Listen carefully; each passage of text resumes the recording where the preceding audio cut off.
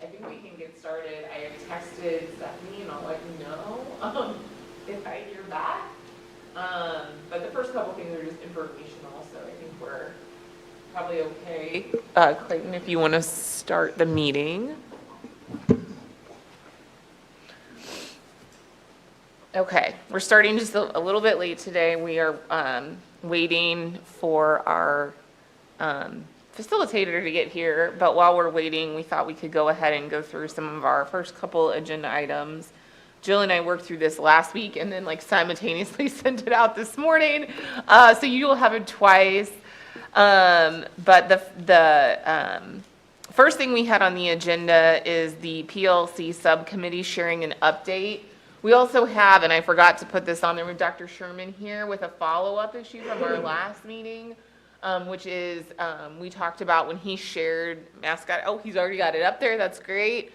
When he shared guidelines for Mascot Hour, the team agreed that, like, hey, why don't we memorialize this in writing like we are doing for the Student Support Hour at secondary. So he's done that, and then it looks like our next items are continuing to work through staffing issues and workload issues. I think, I know we always talk about when we're going to meet for lunch, and I think it'd be nice if we could get through reviewing the revised MOU and draft P&A language regarding workload for SPED teachers, and then break for lunch. But we can talk about it as we get there if it's taking too long. But my guess is that we can probably get through everything up to that point, and then break for lunch, and then come back and have Dr. Gonzar present on professional development, and then continue to IBB our issue of aggressive student behaviors, if that sounds good to everybody. So it looks like Dr. Sherman already has Mascot Hour guidelines. If you want to talk us through that, and you will need to be on a mic so anyone listening can. There you go. I don't know. Clayton, is the mic at the podium working? Okay.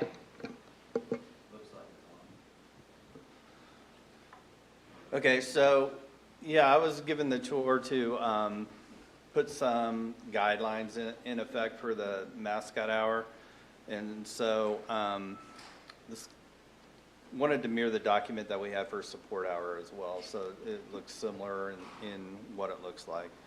And so under the dues, wanted to make sure that we clarified that it included support opportunities where teachers do not design lessons and have no additional prep. And so some of the dues that we have under there: surveys, RTI support interventions, subject-specific travel days. Some of the schools will say, like on Monday, a Mascot Hour, ELA travel day to go get additional support, or Tuesday is science, or Wednesday is math, okay? Second step curriculum, social emotional learning, character development, technology support if the kids need some technology support, daily, weekly grade checks, sources of strength, PBIS strategies, and assemblies. And then on the don'ts, we included, lessons that need to be created, activities that needed to be creative, and talked to Dr. Schumacher in regards to the other one about making copies. Copies should be provided to the teachers. Can I ask on the RTI support intervention, how would you be able to do that without designing a lesson or having additional prep? Or what would that look like? Just filling up gaps, just filling in gaps for students. So they've already taught the lesson, so they're reteaching they're not necessarily reteaching a lesson, but just having the ability to explain it in a different way to a kid. They don't necessarily need to prep for that, is the way I look at it. Okay. When we had our online meeting, I thought we talked about this and said that we wouldn't be doing like small groups of students reteaching a standard. You remember that? Yeah, we talked more about what the like high school, the study skills class where you're doing more like organizational type of things, I Like thought, versus like academic interventions. Mm-hmm. Like the daily, weekly grade checks. I think that's how I view it, as kind of general, kind of all-encompassing interventions, not like deep and specific for a student. Are there any schools that are doing this that you can reference, Dr. Sherman? Well, like when we were talking about like ELA travel time, they just go to the class and they work with the teacher and just ask for help, basically. Yeah, I think that one's fine, because that's like seminar when we travel to a teacher to make up an assignment or make up a test. Yeah. I was just more concerned about RTI support interventions, because I know that has been talked about, at least at one school, to use that time to have a small group of students that didn't understand a specific standard and have them have the teacher reteach the standard and then assess if they've mastered it. And that, to me, would require, additional prep and grading during that Mascot hour, so. And I know that we have those other intervention courses, right? We've got math workshop, and we've got the reading workshop as well. So to me, for a student that already has math workshop, reading workshop, English class, and math class, to also add in an intervention during Eagle Hour, be a long day of interventions. So that's kind of what we were talking about on, what day do we meet, Thursday? I see that too differently if it's one kid and you're working one-on-one with Sure, a student as absolutely. opposed to this more formal, you need to be here, this is what we're going to do. Every teacher Yeah. is helping kids individually do I that. think I agree. I think we'll want to take a look at this specific instance and Sure. make sure that we're not crossing that boundary of prep, because Okay. that is what we are committing to. I guess the analogy I would use, I'm a former science biology teacher, right? So if I go into a group of kids and they are having questions around the Krebs cycle or photosynthesis or something like that, I don't need to prep that, right? I can kind of reteach that for them, as would a math teacher about geometry or whatever else. So that's what I'm thinking, but if it's something where we're having to design specific lessons, then that's, to me, I think a bridge too far. Sure, and I like your analogy, because that would be the student saying, I don't understand this, I need to go to the teacher to ask for help, as opposed to the teachers having to identify the students in their class that didn't understand that specific standard, gather them, and then reteach the standard, decide if they mastered it now during that time. Which I think is different than a student saying, I need help on this assignment, or whatever. Okay. Okay, but yeah, we could, that first sentence, I think, is great to include, because we don't want them to design a lesson or have additional prep. So, as long as they're adhering to that. So, Dr. Sherman, you spoke with all of the middle school principals, got feedback from them, Correct. and everyone's in agreement that this is, Well, I think there's the one school that's needs a little guidance on this. that Well, we just need to know definitely how they're care. using it. I mean, I don't They know how haven't they're started using it. yet. They want to for next year. So, Right. okay, but I mean, We can clarify what the do you know the school? criteria is and all that. Do you know the school that Jill's referring to? Yeah, it's the same one she's probably Okay, talking about. yeah. So we'll do some follow-up, we'll do some follow-up and make sure we're on the same page.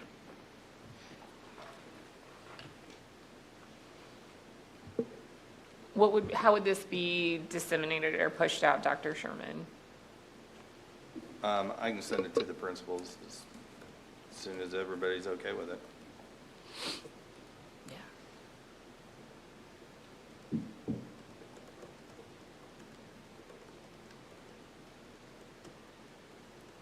Yeah, I could even see if you had the SIT team, like that might be somebody's student support time, and they had some kind of plan they wanted to go over with a student. If they didn't have their own Eagle Hour, for instance, maybe a counselor or a social worker or something, maybe the student could work with those people during Eagle Hour. That's I don't know if it's an intervention, but it'd be a support time to maybe go over, like, here's our plan for you.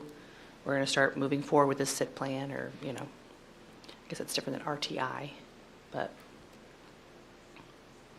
I think the daily and weekly grade checks is what we do a lot in, what do we call that? Not seminar, but we call it Advisory. advisory. Thank you. Yeah.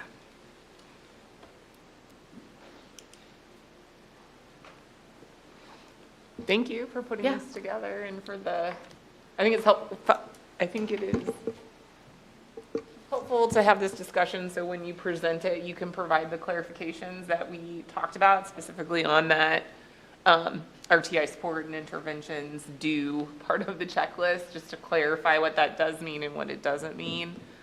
And I like, that we're emphasizing that you shouldn't have be prepping or evaluating or assessing as part of Mascot Hour.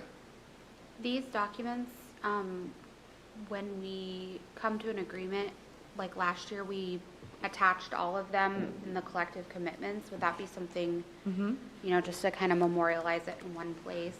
Yeah, can you send me a copy, Dr. Sherman? Yeah, I'll share it with you. Okay. Okay. If I can figure out how to get out here.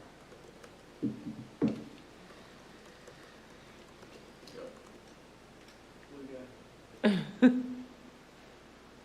I get it? Nope.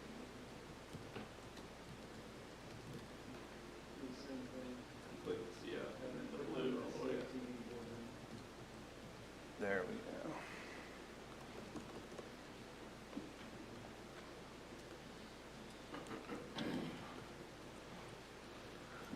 Okay. So I don't think we're closed out of the third issue yet, because we still have to go back to special education issues.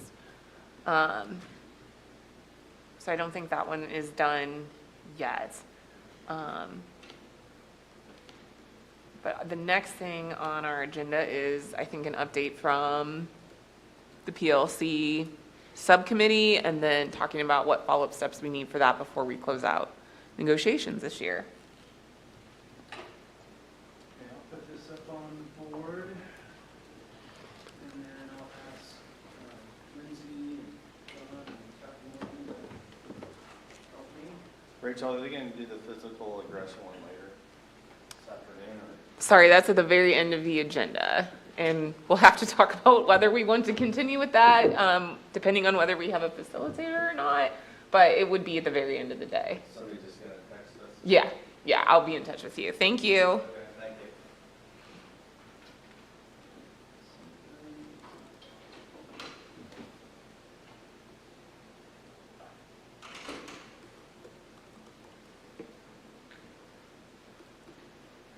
Okay, so since our last time that we reported out, since last time that we reported out, our subcommittee met and we had a very productive conversation about next steps. Some of the conversation was around the recommendations from this team. Do we do a survey? Do we bring a broader group together to evaluate? Do we look at other options? A lot of the conversation kind of revolved around the idea that this subcommittee was committed to getting something done this year. And so the recommendation that we're bringing to you today kind of has that in the background, that we're committed to pushing forward, hopefully to provide this PLC time to our elementary staff next year. So what we did is we took some time, and I'm going to lean on my friends to explain this in detail. So we have 4 different options that we would like to survey all of our elementary staff on, okay? So before we get into the 4 different options, here's our thinking as far as next steps. Today, we want to share these surveys or these options that we would use in a survey to you, get some feedback. If we get your blessing, so to speak, we would love to take these options and a PowerPoint, our presentation, to our principals on Wednesday. And so Ms. Darby and Dr. Morgan would deliver this information to our principals. And then we would ask the principals, once they have that information, to take it to their staffs next Tuesday at their weekly staff meetings, okay? So they would be able to, again, go through the prescribed PowerPoint, give the why we're doing the survey, and then give them time to complete the survey. And so In theory, all elementary principals would give feedback, and then we would get those results. Our subcommittee would meet shortly after that on April 21st, take that survey information, chew it up, discuss it, and then come back to this committee after that and make a recommendation based on the results. Is that accurate? Okay. So I'm going to lean on you guys. Maybe Dr. Morgan, you seem to be the expert on these options. Want to take people through the plans? I'd love to. Okay. So, the 4 different options that we have proposing, I'll say 1 and 3 are kind of connected to each other, and 2 and 4 are kind of connected to each other. So option 1 would be, I'm trying to make sure that I get them in the right order, because I'm going off my notes too. Would be that you would meet for 45 minutes to collaborate with your grade level team during plan, basically once a week, every week. And that during twice a week, or twice a month, you would get plan time during that, on Tuesday during that staff meeting time. And then so that's kind of option 1. Option 2 is a very similar option, except for, so you meet 45 minutes basically every other week, and then during staff meeting time, twice a month, you would have your time to collaborate. Both of those options do require some shift in language around plan time and how it's currently looked at, since it's bi-week. Technically, during the off weeks of where they have the staff meeting time, they would be like, is it like 25 minutes, quote unquote, short? But then during the staff meeting weeks, they're 25 minutes over. So we'd kind of have to look at that. Option 3 would basically be like, so week 1, I collaborate with my team for 20 minutes, maybe on a Wednesday, and then I also collaborate on Tuesday for 45 minutes, and then I get my 45 minutes of plan during staff meeting time. So I meet for 45 minutes, get my plan during staff meeting, and then still there's that 20 minutes that still exists from current contract language. And then week 2, you would basically just meet on that Wednesday for 20 minutes for collaboration time.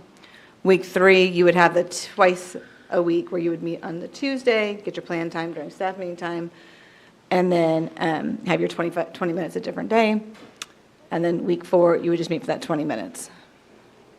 And then option 4 would be the same thing, except for the collaboration happens at staff meeting instead of during plan time. So week 1, I meet on Wednesday, and it doesn't have to be a Wednesday, I'm just using Wednesday as an example. Week 1, I meet on Wednesday with my team, and then but on Tuesday, we collaborate during staff meeting time instead of having a staff meeting. And then the second week, I only meet for 20 minutes during my plan time. And then the third week, I do the twice, once during staff meeting, once during the plan time, designated 20 minutes. And then week 4 is just the 20 minutes of collaboration that we currently have in the contract. So I'm totally confused. Is because number 3 says, if my plan time is Wednesday, on Wednesday I would do PLC 20 minutes during my plan time, as we currently do. But then you said I'd also have I think she- PLC time during my plan. 3 and 4. I think, Oh, okay. yeah, just switch 3 and 4. The way She she described explained number it. 4 when she said number 3. So 1 and 3, the staff plan time comes after the contract, student contact day. Yeah. 2 and 4, it takes place During staff during, meeting. during student contact I read time. that opposite. There's 2 options that have it during the plan time. There's 2 options that have it during the staff meeting time. Okay. Plan. Before I give input on that, I need just clarity on what the numbers are. So, so 2 and 4 is the made-up plan, the PLC occurs during the staff meeting time. I don't. 1 and, Well, first of all, is this document shared with us? I also down below. No? In that document, like mocked up, just like a calendar. Now, the dates would not be, like, you might have your PLC during your staff meeting on, or I mean, during your plan time on a Thursday, Yeah, not we made whatever the day I put calendars it to in. show.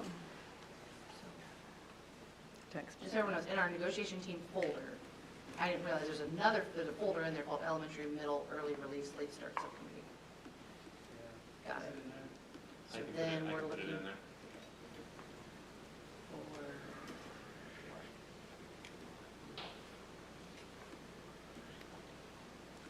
Request access. No, I'm linda.seek@knea.org. Jill, see if it's in there now. I have to refresh. So yeah, it's still telling me to request access. This is the one we proposed the last time.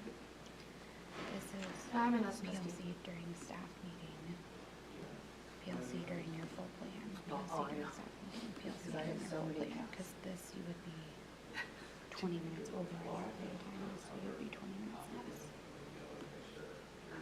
And then, Found it. No, wait, survey options? Elementary PLC survey option. Perfect. so 1 and 4 have making up plan time during staff meeting.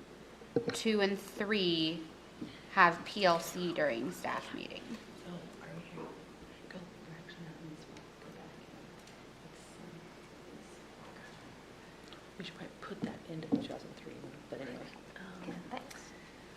Elementary.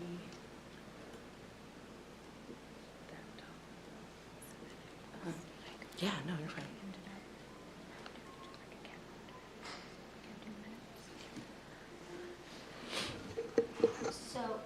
So having gone to the PLC Institute, well, the Solution Tree training, I need to know what the district's philosophy is, if it's in line with the PLC, with the Solution Tree, and that is that PLCs are driven by the teachers in the PLC.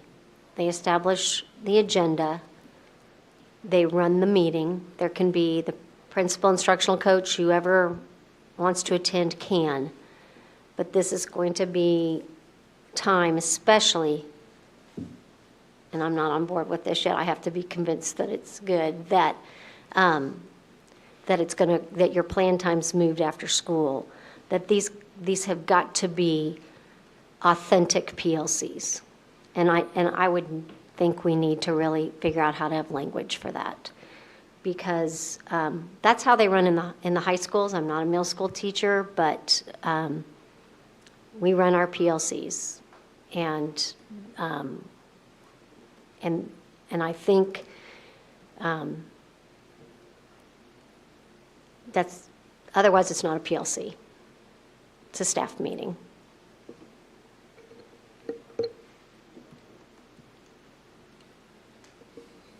Linda, did you say that you felt like the high schools are a good model of PLCs? What they And autonomy. I feel the autonomy of it. I can speak for my own personal PLC, which was very highly functioning. We had common assessments, we did data review, we talked about essential learnings, and I think we did a good job of even across the district being very much in a line in what we do. There was buy-in for that. I think what's frustrating to some elementary teachers in some schools is they are not set free to do the work and own the work. And I think that if people are going to come especially and dedicate a lot of time this summer, that is something that they have to hear expressed. That doesn't mean that you're going to have times when you're going to have a little bit more intervention. You have a new team because you've been moved to a different grade level. You have a new staff member that's joined your PLC. You have new curriculum I think you have new ELA curriculum coming for next year. that might be a little bit more hands-on as you're trying to unpack that, and also perhaps save people some work if you are, people have some knowledge on that. But that is what I heard over and over again at Solution Tree, and that is how my team has found that time to be essential time. Well worth the time, and quite frankly, when I ended up retiring and leaving, my sub was able to just come right in because we are all on the same page, and she had access to my last year's Canvas, which what we did from PLC, and it was seamless. So, and I think that's what makes PLCs powerful. It empowers teachers to do what they can do. And then it also frees up your principal, your instructional coach, your interventionists to really work with those PLCs that are struggling or who have students that are really struggling and need that extra support. And I would say when we're meeting with our PLC, it's an expectation that we write up what we did and what we discussed and what our agenda was. So my PLC at North, that unfortunately I can't be a part of so much anymore because in the morning I'm not there. But I know that they're still functioning in the same way because I get the email every week. Here's what we discussed, here's what we did, here's our agenda, here's what we're doing, moving forward. And we send those to, or we share them in a folder, with the administration. So I understand the question that if, we're going to ask our elementary teachers to give up this time or make this change, we want to make sure that we're adhering to this true structure of PLCs. And I'm not going to step on Dr. Gonzer's toes. But everything I've heard from our district, and my belief too, because I've been to the training as well, is that that's how PLC should operate. It should be teacher-directed, it should be teacher-led. They guide those discussions, they make decisions about their agenda, what are meaningful data points they should be looking at, all of those different pieces. Having said that, and this is just Mike's words, there has to be some management too, and so as a PLC is getting underway and just learning the processes, that's where the administration would step in and say, hey, here's some ideas, or here's some structure, here's some whatever, but it's not completely, this is what you're going to do. I would want Dr. Gonzer to speak to that, though. Yeah. I also think, though, and I think that there's principals that are already doing this work. I'm convinced of it because we have highly functioning elementary PLCs, is the principal says instead, what is your structure? What are your ground rules that you've established? How are you maintaining documentation so that you don't miss the first 15 minutes of every PLC trying to remember what you did last time? Develop that ownership, number one, that confidence in, hey, this is your process. I think people are going to hear that again and again that go to the Institute, and we also have had a lot of people that have gone. And I have not talked to anyone who has gone to a Solution Tree training who didn't come from it and say, that was great. Wish I could have gone to more sessions. So nothing kills enthusiasm than telling someone, oh, well, I like your idea, but we're going to spend the first month doing this. I think it's really critical to, and with that I mean, you're going to have struggling PLCs, and I'm not talking, but the majority of our PLCs probably are not struggling. And in fact, there's buildings I know of that people are PLCing all the time, and they just don't even call it PLC. They're just such a team, it works. And that happens because you have ownership. Dr. Morgan or Dr. Dane, you want to speak to? I would just say that I only can speak for one elementary building with great knowledge, right? I know what some of my peers have said and things like that. But I think that comes back to even your BLT determining what the purpose is and having that shared vision together as a BLT. Because I certainly don't even ask for agendas, or I can walk into a classroom and figure out where the team has been operating. So I think that would be something that I would also just say the fact that the district is bringing in Solution Tree, I think does show a commitment towards that intent of what is expected of the philosophy behind professional learning communities. So are you saying, you attend the PLCs, but you come in and, as an observer? Most of the time? I would say a team member. A team member, okay, gotcha, yeah. When But then when I can, I'm often covering classrooms. I'm gonna be really candid and honest, and I'm not trying to be judgmental, I'm just trying to throw out what reservations are from just people I've talked to. When we talk about the fact that we have to have it works to have PLC during plan time, because then principals and instructional coaches and innovation specialists can be in every PLC every week. That's not a priority for me for PLCs. I don't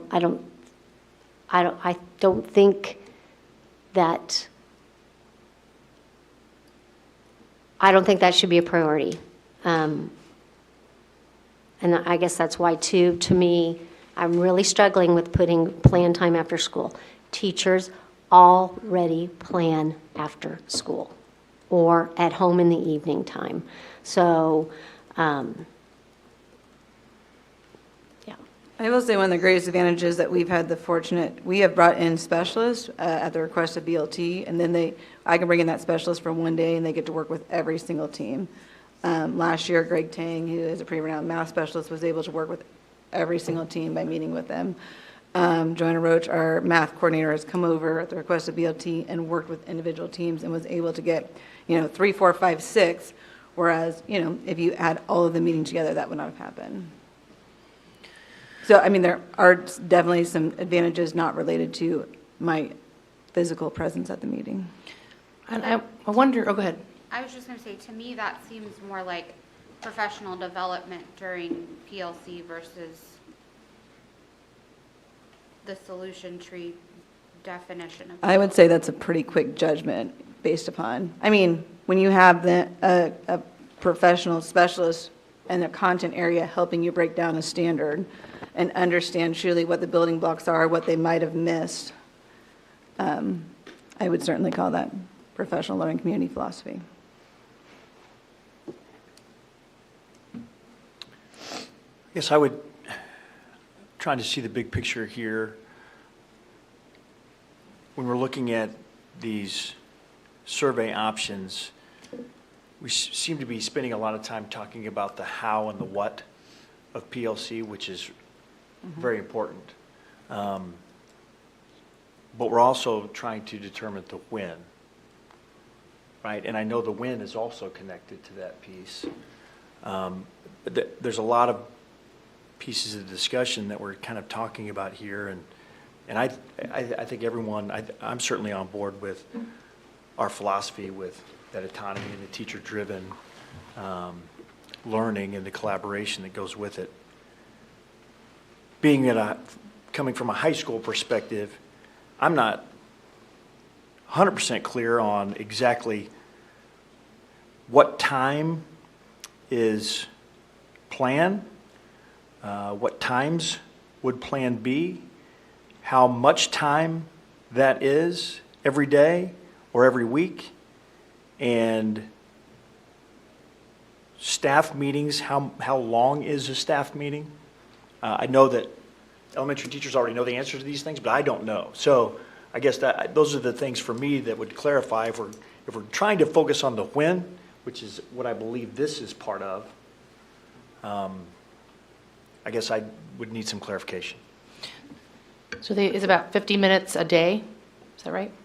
Their plan time is a 50-minute period each day. 5-0? 5-0, yes. For a total of 250, and the contract is 230 guaranteed minutes. Yeah, they're guaranteed 230 minutes of plan per week, and there's 250 minutes available for plan time per week. And what they've been doing in the past is 20 minutes of one of their plan times each week would be for PLCs. So they'd have a 20-minute PLC during one of their 50-minute plans once a week. And that's pretty much all they were getting. But that's because we didn't have late starts, or we don't, at the elementary. And so the full plan time would be 50 minutes A day. once a week? Oh, you mean like in here? If in it here, says, where it If we were says to- PLC full plan time is 50 minutes, one time a week with your team. yes, and then the rest of the days of the week, you would just have a 50-minute plan. So one of your plan times, 1 out of 5 days. you would have a PLC. And that one's every other week, right? You're looking at number 2. Yeah, I'm just trying to, Yeah. Farther down I in this know. document, I have just like mocked out calendars, and now Oh, I just look at picked that. Tuesday okay. This helps. as a day. Don't say, you know. We were concerned about picking, like, making these calendars, because we didn't want people to think, so I have to, you know what I mean? We didn't want to overly communicate what the intent of the survey was. But just that way, like, this might be somebody's. And so then it's out minute by minute and trying to block out when, if you missed, when it would come back around.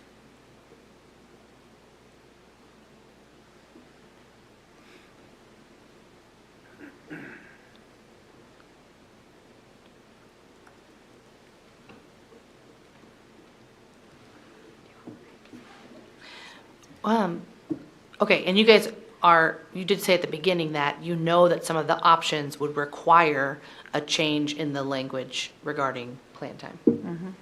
And so I think our intention was, you know, at this table and, you know, just in our PLC subcommittee,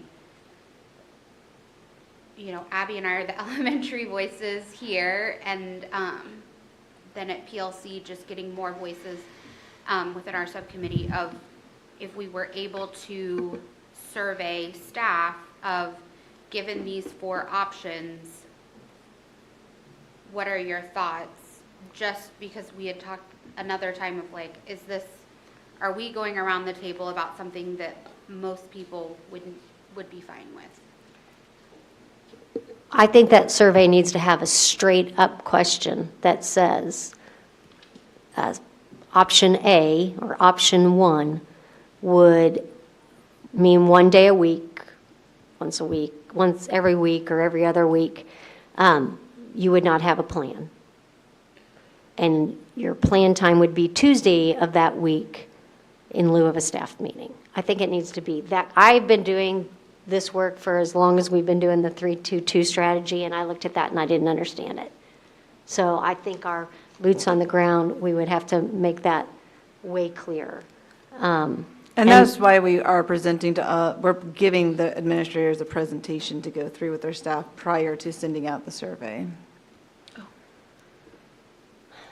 That goes through in detail each of the Who's steps. giving this, who's administrating the survey? Who's administering it? Probably, Like- well, I mean, it can come out from anyone, but, I mean, me, whatever, put it together and send it out to staff. Or we'd have a Google form, right? And the principals would push it out. So what would that look? They would give the presentation during a staff meeting. And then hopefully that presentation would make what Linda talked about very clear with option A. This is the impact on what your plan time looks like now. Option B, this is the impact. And then following that meeting, they would take the survey Yes. Or during it. or during the meeting. Yeah. I struggle with telephone, and I worry about the same message getting. And I think it would be good that, yes, admin should go through a PowerPoint, but I kind of would enjoy having like a recorded one that is shown. So it's the same message through all of the schools. And then the admin would have gone through it, so if there are some questions that they can answer, but That's not the right one. Awesome. Sorry. Do you have it? Look, I don't screen share. I always look Go ahead. down on screen share. also it just depends on how long it is. It's pretty brief.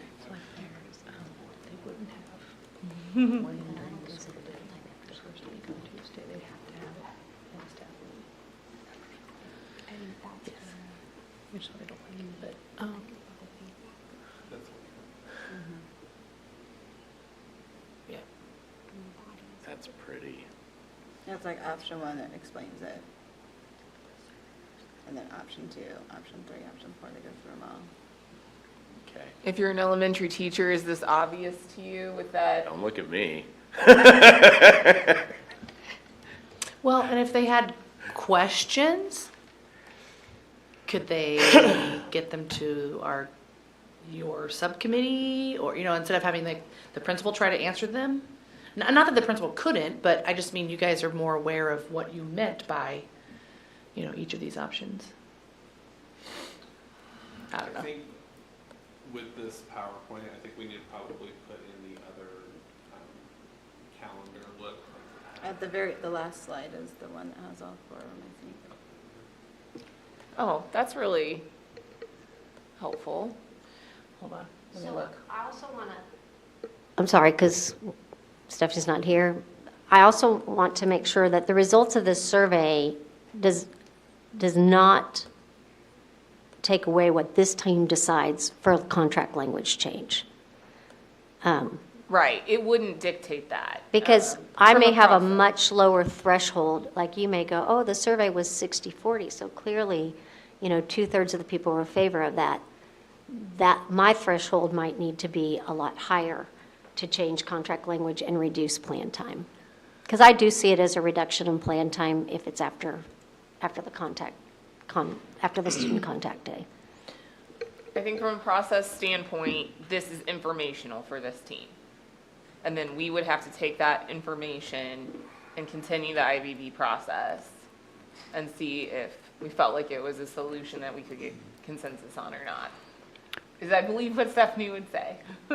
Well, and our thinking as a subcommittee was that we would get the results, we would then chew it up and kind of have those same discussions. Well, it was 52% this way and 40, and we would bring a recommendation to this team based on those results, but of course share it with you as well. For option 1, where it says week 1, option 1, could it say no staff meeting, or could you say personal plan time during staff meeting time? With the slash, I don't know if they understand. Do you know what I mean? Kind of like you said, 45-minute PLC during staff meeting, you would say personal plan during staff meeting. I don't know if I should we change, Just so it's even more clear, because I'm just thinking of all the different questions that.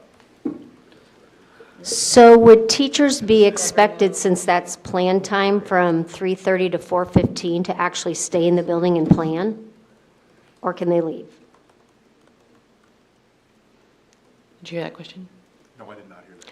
I said, this has come up from elementary teachers who've asked me, so if it's 3:30, end of contract day, no staff meeting, am I required to stay until 4:15 for my personal plan? No, I We think haven't the state discussed it. Contract time, to me, would speak. The extended portion of contract time is solely based upon that faculty meeting, correct? Yes. So if you're not having the faculty meeting and the contract ends at 3:30, to me, it sounds perfectly logical that you'd be able to leave at 3:30. Because some people it would be beneficial for me to just work at home anyways. I'm just following contract. So if the contract's 3:30 and there's not a faculty meeting, so if the faculty meeting gets over at 3:30, or they still leave then, don't they? Correct? Or is that fair to say? We do, yeah. Secondary does. So to me, that just sounds like a logical interpretation. That's right off the hat without having a discussion with anybody else. But I don't know why they would stay till 4:15 if there's not a faculty meeting and the principal doesn't need you for that faculty meeting. So that's their designated plan time. So that's why we were asking it. Because like on option 1, week 1, there's not a staff meeting, you're right, but that's their designated plan time. So it'd be okay to do their Well, plan it'd be somewhere like- else. It would just be like the work day, flexible location.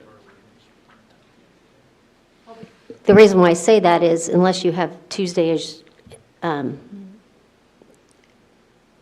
everyone will have had their plan period that day because their PLC occurs sometime that week during their plan time, because you can't have everybody Do you see everybody on that Tuesday? Is that what it would be? It'd be PLC all day long, or is it PLC? I thought at some point in our discussion, you might take, a principal might say, I'm going to meet with this group during their plan on Monday, and this group on Wednesday, and this group on Friday. I've never dictated what day teachers have to meet, so, or what day they want to say is their collaboration time, so I don't know how the building's doing. I know our building teams have decided Tuesday, Wednesday, or Thursday, and it stays consistent throughout the year, but that's when they PLC during their plan. They've picked one of those 3 days. Okay.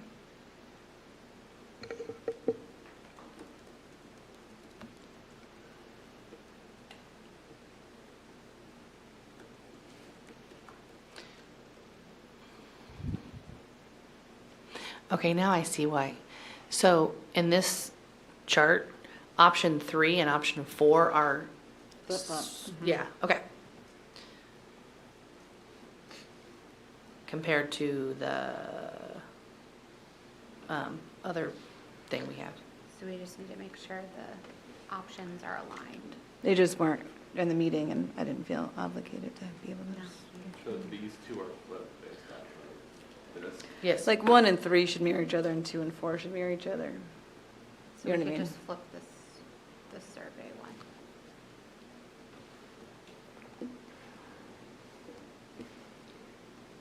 Oh, got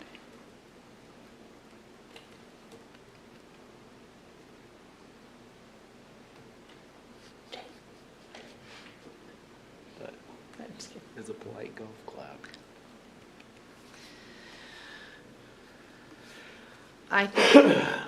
I really like tables, so I like that you have this because I think it clearly shows what's happening. I like tables too. They support us. There you go. They do. Rachel, do you want to, should we give an update on? Oh, yeah, go ahead, please. Okay, just real quick before we finish this out. Stephanie is going to be joining us after lunch. She had a last minute mediation she agreed to downtown because a colleague was sick. I think there was a possibility of a strike or something. So anyways, she will, let's see. She wants to try to make sure she gets like 5 minutes with Rachel and I before the end of lunch so that we can bring her up to speed. She's sorry for the late notice. Which I think it's good that she'll be here after lunch because we will have more. We won't have anything we're seeking consensus on probably until after lunch, or we can hold that and we can just keep the information sharing things. And then, of course, if there's anything we just feel like we need to hold till after lunch, we can. But she will be here, so that's good news. Yep.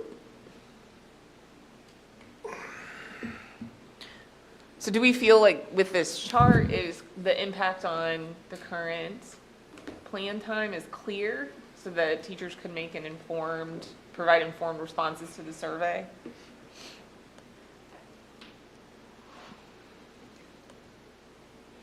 Yeah, I think so. And I assume there'd also be a way that like informally our elementary principals could provide feedback too, right? Like if it fell outside just this ABCD, that they could reach out and say, hey, like when we talked about it, this came up or that came up, or really supportive of this, not supportive of this, and here's why. So we, I think we can encourage them too if they have things that come up during those discussions that fall outside just, hey, my most agreeable of these 4 options would be this, and they could share that so that the subcommittee has that information when they're reviewing the survey results. Yes.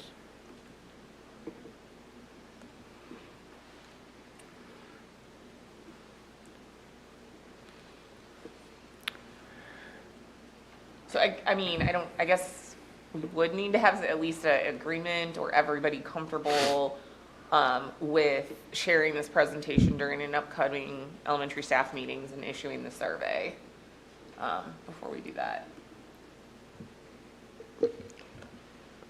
How do you feel about Jill, being at the meeting where the principals hear what they're being told, I think that just helps as she fields questions to say, I was at that meeting, that's a rumor, it didn't happen, or.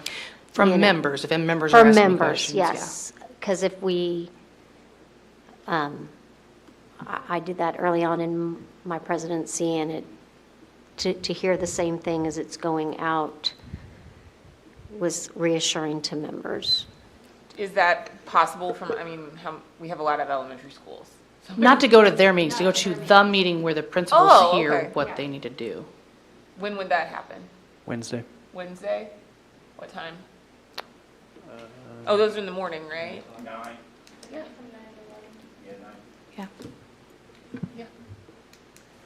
I don't have any problem with it at all.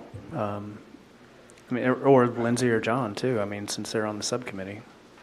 Harder for you guys to get out, I guess, probably at this point. Yeah, we're open book, so, No problem. yeah. I think that would be helpful too, because then, I guess my vision of this survey coming out is that it's coming not only from the subcommittee, but from the IBB team, especially if we're surveying members during a time of negotiation, that we make that as it's coming from this group. It's a joint survey. It's not an administrative survey. It's not an NEA survey. It's a jointly developed survey. And so it can be jointly presented. I think that makes a lot of sense. Okay. So then I guess the question is there any concerns about the presentation or about the survey? And so it will be shared and instruction and information given to elementary principals this Wednesday, and then when would they? Tuesday, next Tuesday. Next Tuesday. So my request would be in the survey, just as knowing how, if you're going to get people to do it, it's got to be clear cut, because they're going to be doing it on the fly, as you say, option one, and then a tagline of what option one is. So almost like these. Like, kind of an option one, plan period, planning time available in lieu of staff meeting. Option, I'm not doing these right because I can't do it on top of my head, but so that whatever it is, the option is a synopsis, they can see that. Could be that. I actually like the table better.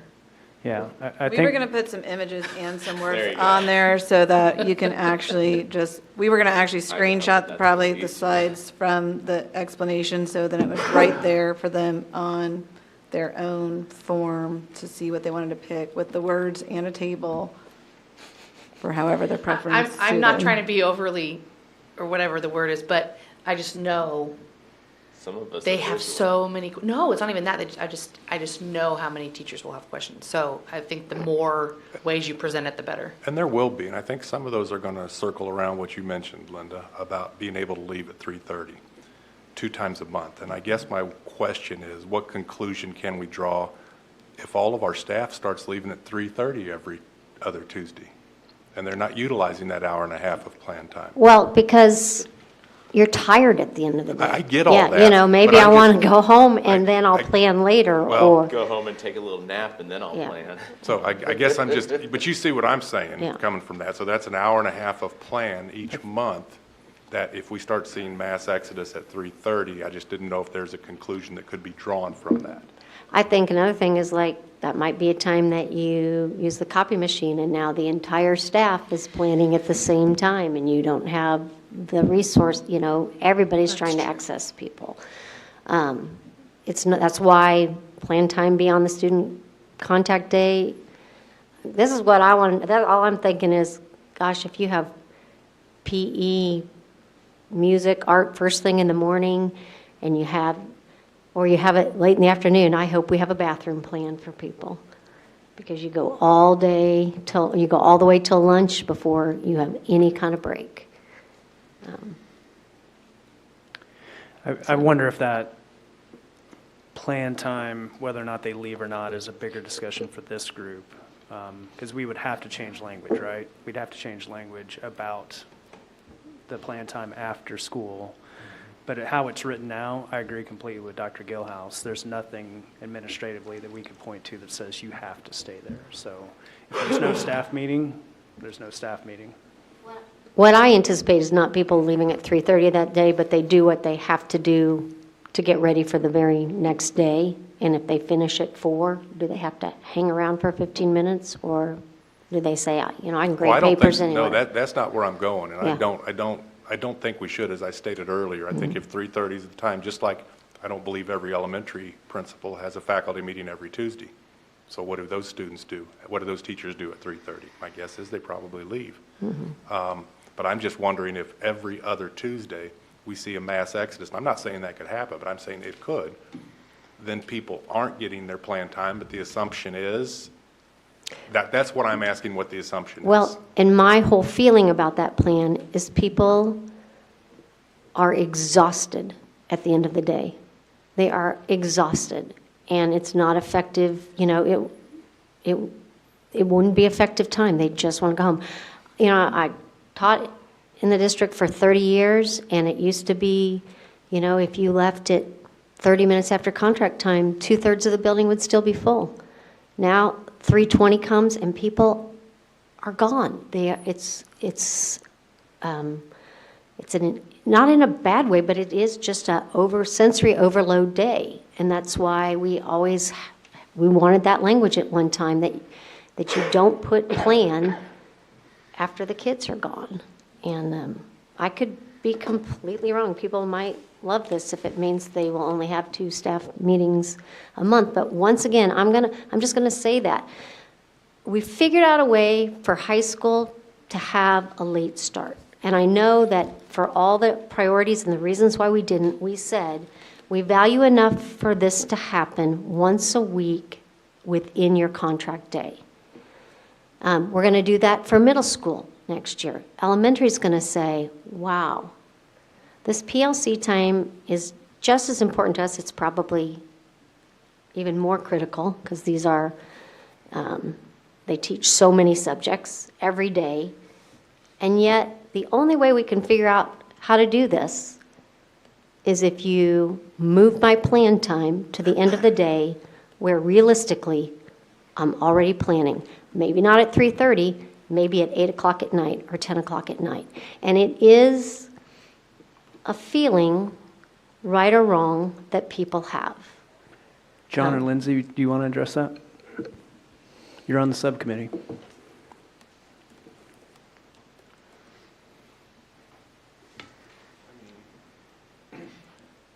As a former elementary person, I think what Linda's saying is right. 3:30, we are just kind of done. And do you take things home? Yeah, but I think that's just kind of also the nature of the job. We do what's right for our kids. We want to plan what's going to help them be successful. Looking at these options, I know which one I would choose if I was still, in the elementary setting, but what I would choose might be different from somebody else. I think for me, I see this as, I guess in my ideal world, this is an interim solution. I think that at some point that it would be great to have either a late start or an early release for elementary. But, with the parameters that we have, these I think are our 4 best options. But for me personally, it would be a priority moving forward that becomes a reality for elementary, that we were able to do late start or early release. And I guess the bright side that I'm seeing on this one with the elementary is that it's a guaranteed once a week, because I believe the middle school one, remember, we're having content areas provide supervision.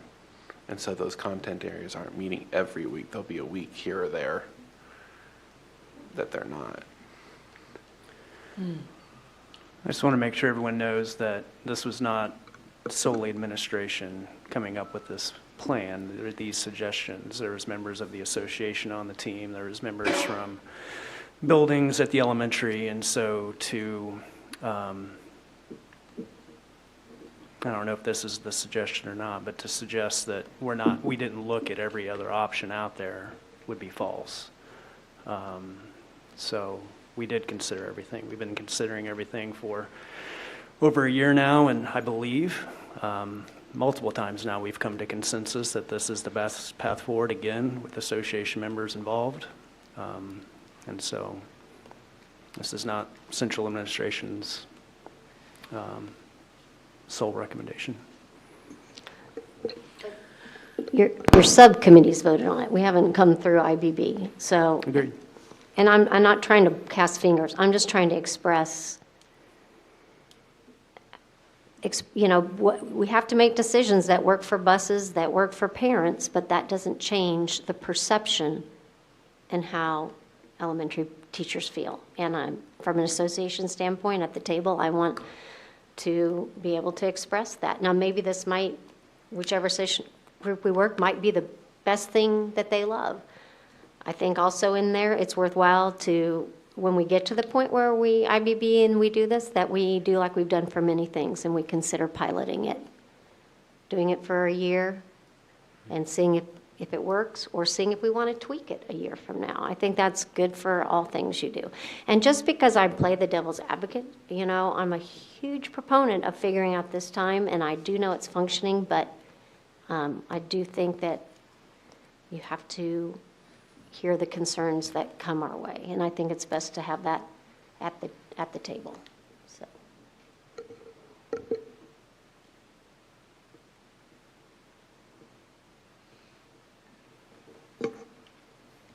So are we good? So it sounds like Jill's going to attend to hear the presentation to presidents. I think it might be good when we do our joint. Principals, presidents. Yeah. Sorry. Can't even say it's late in the day. And I did get a good night's sleep last night. I think it would be great in our joint statement today if we could not go into deep detail, but just say, information's going to be happening about elementary PLCs and principals. Will, short of saying, hey, make sure you pay attention, give your input at your staff meeting next Tuesday. I don't know how we do that, but I think expanding on that a little bit, so. So when is this going to staff then? So assuming the 18th? 19th. The 19th? Next Tuesday. And elementary principals are already aware that it's coming so that they could prepare to have that time available. Okay. I had to reschedule something.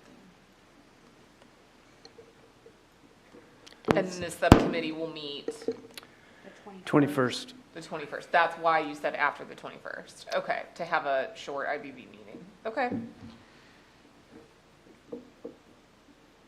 So will the survey results go back to your subcommittee? Yes. That was our thinking, yes. And then eventually to you, of course, or to this group, of course. And is there a benefit to that being separated out by building, your surveys? So you can say, hey, this was the vote at Marion Park, this was the vote at Brookridge, this was the vote at Bennyhoven. Since we all work underneath the same contract, I don't know that I see the benefit necessarily, but. I think it would give you good information to know, hey, this building's 100% behind it, this building's at 25%. Whichever way we go, we're going to have to do some work with the staff that is not on board with that. Is there a way to set up the survey that way so that if there are real outliers, we could discuss that, or the subcommittee could discuss that? Imagine just one more question, right? At the beginning, Yeah. just the building, what building are you at, drop down. Okay. Yeah, I would be in favor of that. As a principal, I'd want to know. Yeah. And we ask NEA to help sell some of the things that we come up with as our best solution here. And so it's helpful, I think, for you guys to have that information to know that, hey, at our building meeting at that building, we're really going to have to talk to them and explain the process and why we landed here. And also just to make sure that maybe that building wasn't initially confused on the difference Yeah. between option 2 and 3. And some of that, we have some buildings starting next year with new principals, so it's an unknown. Maybe you've had really highly functioning PLCs and you're just wondering, will this continue under the new principal? Yeah. Okay. I think that was a good discussion. Yep. Thanks to Yeah, the- thanks, everyone. Thanks to the subcommittee. I appreciate you guys meeting, continuing to meet. Can I ask a question about the middle school one? Is that plan recommendation, like, going forward? It's a great question. So we kind of tabled it, trying Okay. to see where this went. Oh, The hope of I see. executive team is to take both plans to the board in early May. okay. And the middle school plan includes a late start where once a week, 1 week out of the month, you wouldn't have a PLC because you would be Covering. supervising. Okay, Supervision. got it. Good question.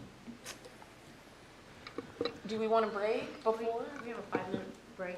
Yeah, everybody's had a lot of coffee, so we do 5-minute break, and then we can come back and have Chris Lowe and Christy Darby present on elementary special scheduling. Okay. Thanks, guys.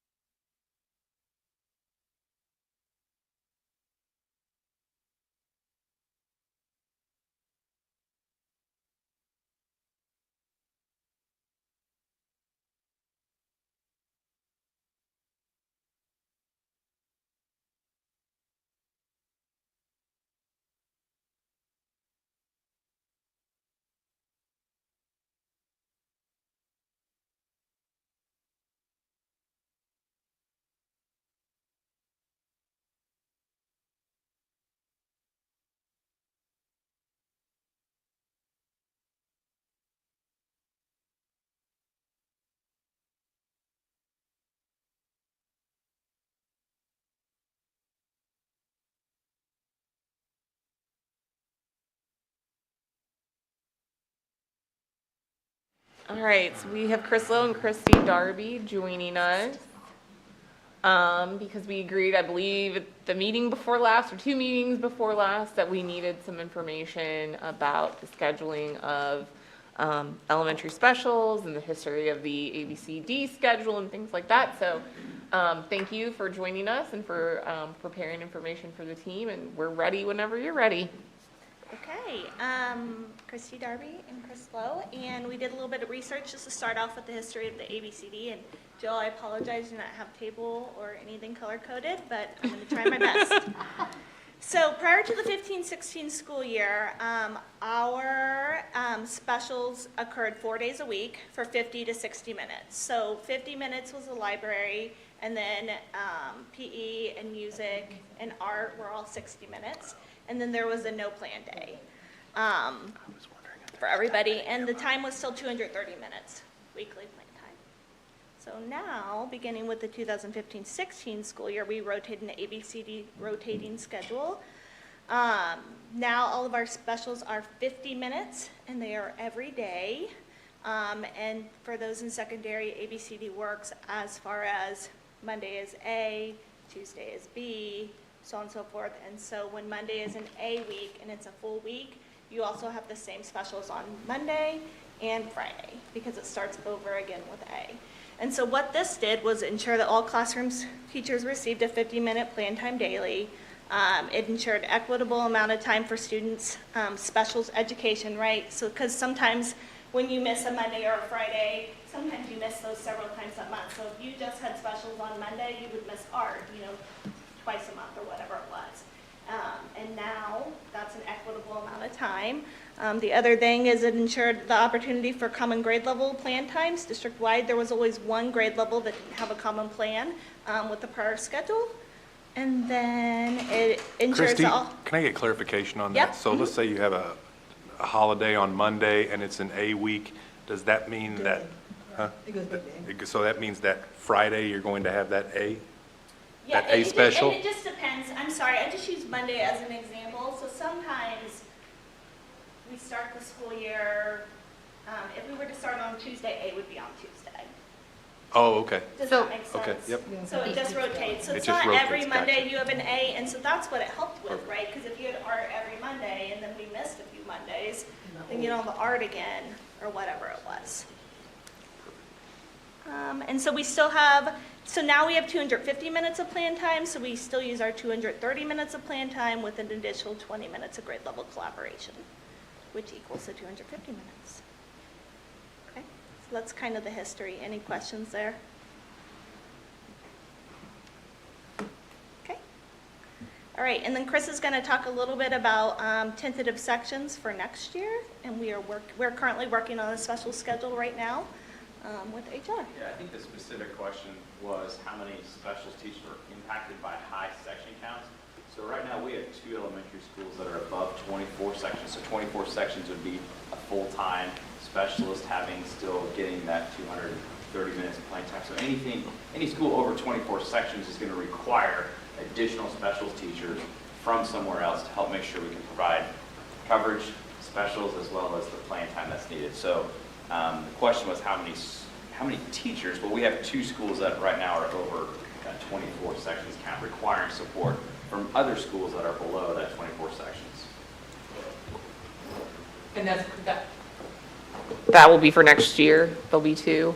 Okay. We don't know what the kindergarten enrollment's going to look like, but right now we have 2 and tentatively anticipating those 2 continuing. We currently have 2, we think we'll still have 2? Correct. Okay.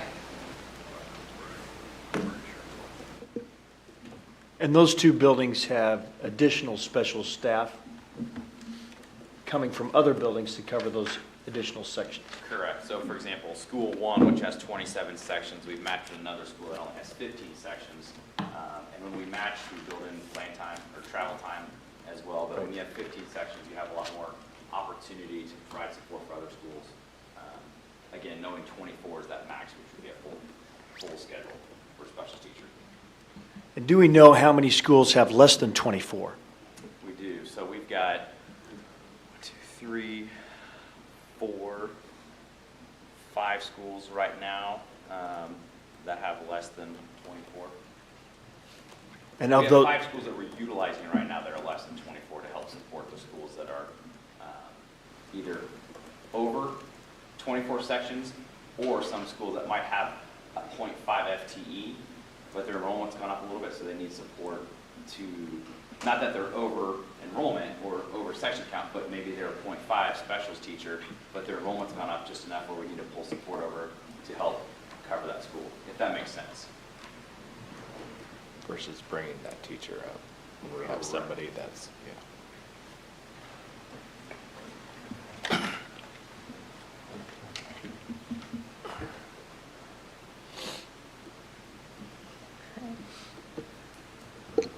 Okay, so are there, do those, when they have like a 24 section load, do they just go class to class to class to class? Or is there, can't visualize how this, yeah, is there like a little bit of time where you can move away the artwork from the last class, replenish what you have to do for this? Or are we finding with 24 sections, how does that ABCD schedule work for our specialist teachers as far as, having that sliver of time? Or are they just constant, except for their planned period and lunch, bodies coming? That's a good question. I can speak to Corinth. Last year, we had the ability to build in some transition times, and it was our BLT kind of dictated our schedule of time starting, but with the morning meetings at the elementary level, our elementary specialists are typically starting between 8:30 and 8:35. But we were able to build in some transition times between specials, and really that was due to mitigating measures, because we wanted to make sure special teachers had a few minutes to kind of clean up the next activity, clean spaces. So we do have the ability to do that with 24 sections. Great. I think that's one mitigation strategy that people probably would like to keep, because it just helps them get a deep breath, but also I'm just thinking like art. More art comes to mind, whatever your material is that you need that data to replenish it. So, thank you.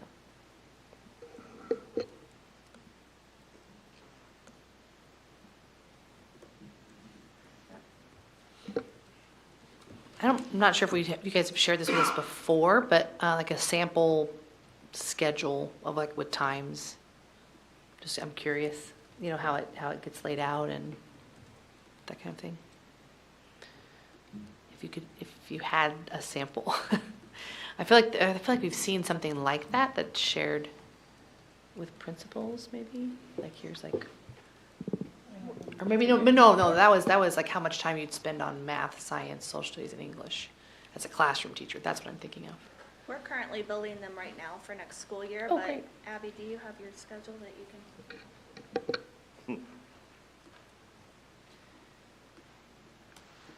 I have like the master schedule that was sent out last year, because if you have to share, you have to follow the district master schedule. So I can share that one. I can share my billing schedule too. Let me try to airplay real quick.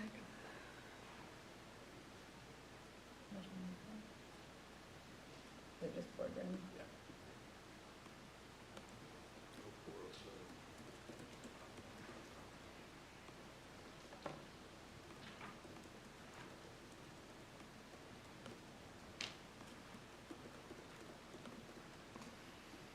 Okay, so this is 24 sections last year that they had. So you can see in between block 1 and block 2, there were 5 minutes, 9:20, and then it started at 9:25. And I believe that's throughout. There might have been 2 that had to be back to back, but I believe that's throughout.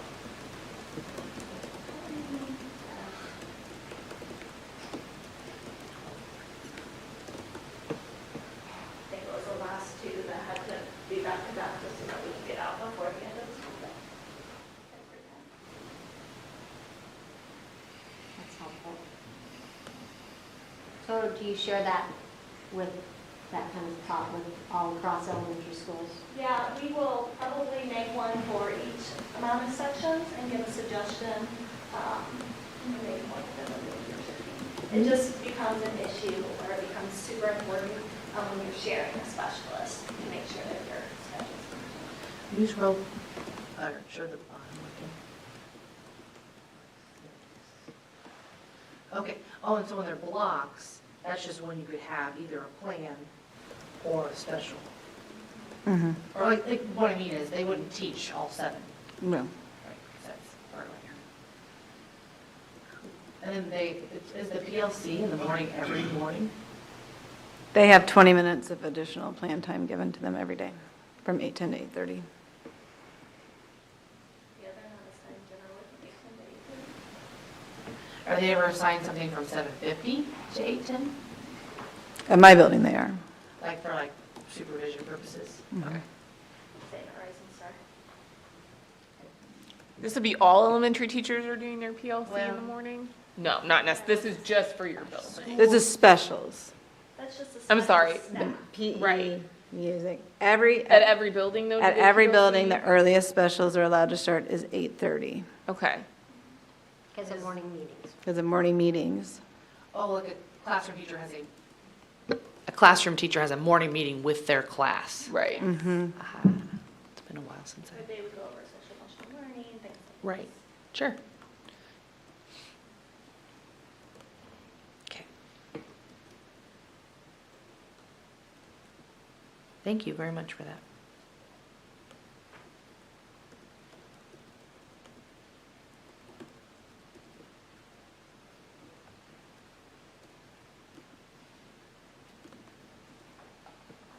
Any other information that we feel like we need? Do we know, I was looking at our joint statement from last time, and one of the things on there is we wanted to know if we knew the number of elementary specials teachers who will have a split building schedule, or an approximate number. Yeah, again, approximately, 8 schools, 9 schools being impacted by either, I think the specific question was over 24 sections, but again, I think that would be 2 schools being impacted. Right. 1 school having potentially three of the specials teachers needing support, the other one being 6 specials teachers.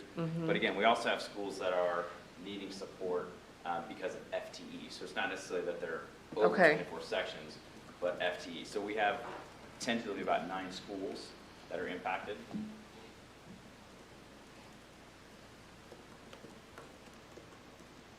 So about 9 schools will need to have a teacher come over. Correct.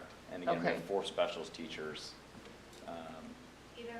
Either a teacher come over or a teacher leave. Does that make sense? Oh, okay, either way. Yes. So what's the total, do you have like a total number of teachers then who will have that Probably sort of schedule? 36, if it was 9 buildings, close to 36. Yeah. I would say 34 to 36. Okay. And I assume the goal is to have that number be as low as possible. How do you identify, like, who is it, you're the lowest on the totem pole, or somebody's like, I don't mind traveling? Like, how does that work? You're in a smaller building, probably. Yeah, I was gonna say, well, like, my building can't, because we're already full. Got it. Got it. Just how much travel time do you allow? I mean, are you finding that when teachers are working between 2 buildings, it may not happen depending on where they are, that they are at least in pretty close, if not feeder pattern area, pretty close? Or do we have people going from Rising Star to Westwood View? I think that's a great question. I'll just go ahead and be honest with Okay. you. This is the first year in this position, so we have not gone Okay. through this process yet. I think I would defer to Dr. Schumacher to help, because HR I know plays a big role I in believe it's that part. 30 minutes. travel There's no set amount of time, and I think what we've agreed upon is it's a reasonable amount of time in the worst driving conditions possible, right? So typically, it's 20 to 30 minutes, I think, but Linda, to your question, we do try to keep them within the same feeder pattern. That's ideal. And it's across the board, whether it be, pre-K up through elementary, up to middle school and high school. It's not a good use of FTE to be traveling a ton, so we try to limit it, because we're missing instructional time by having people travel. And if you are working through 2 buildings, is one designated the home building? How do you handle like conferences, which I don't know how much deeply that impacts specials teachers, or night duties, things like that? Yes, you generally have a home building where you have the majority of your classes, I would say. Yeah, you have your home school, and then you are just supporting another school, typically for one special, maybe two, and then returning back to your home building, or if you schedule it at the beginning or the end of the day to minimize travel. But they still have their home school, which is where they're doing their night events, their conference hours, they're turning in their professional logs, and they're doing anything through their home school. If they end the day at a specific school, my first year at Rising Star, we had that, they might do staff meeting at my school just because they ended at my school. But Thanks.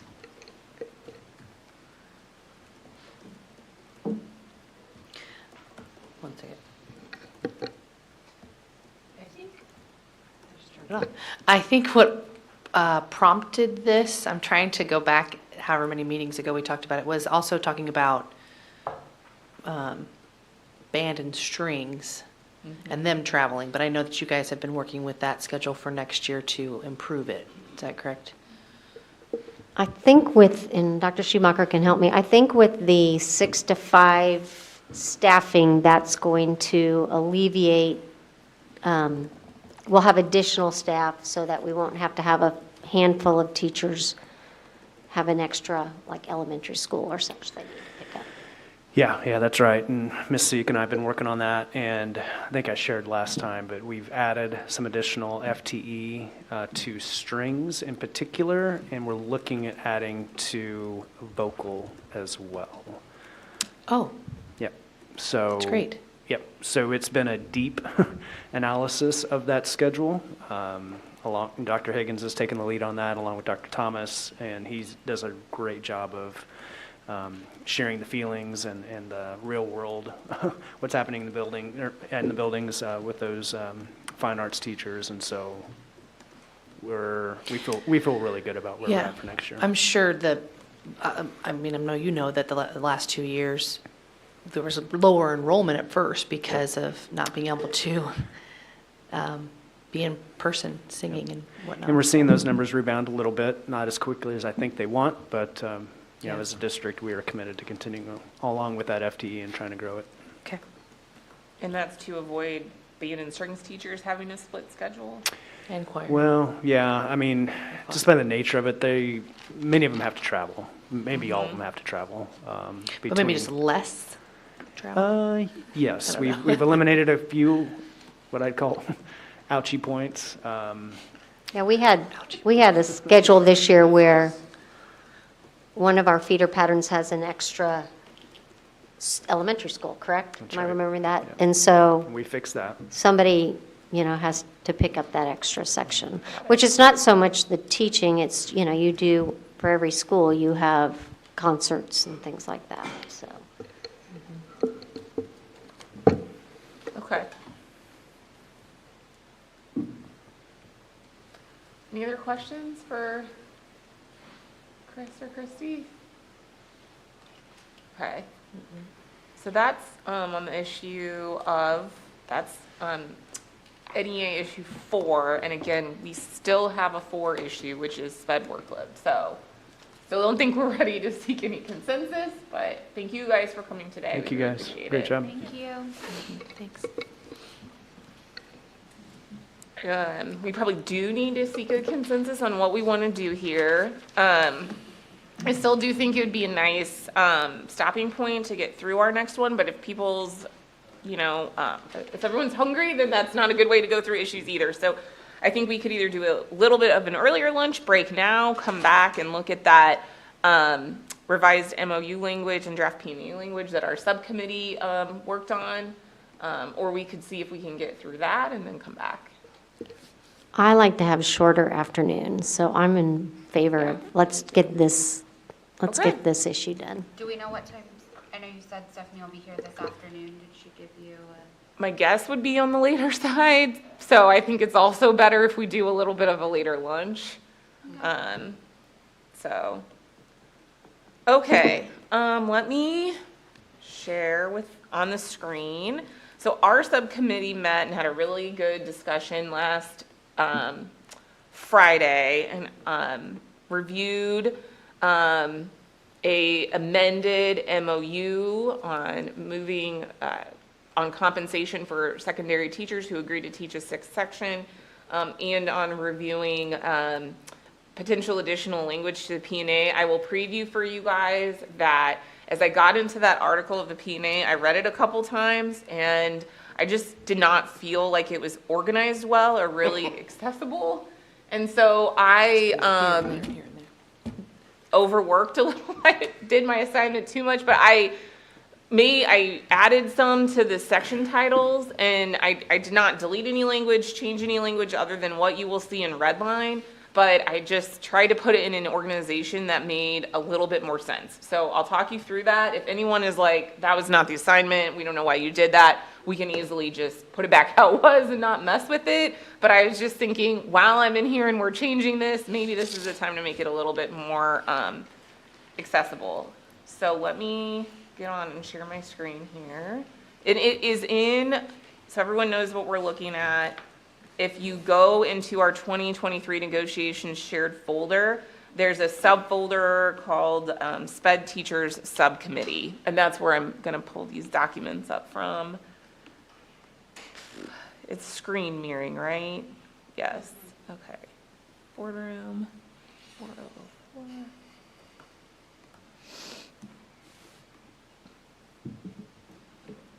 Okay.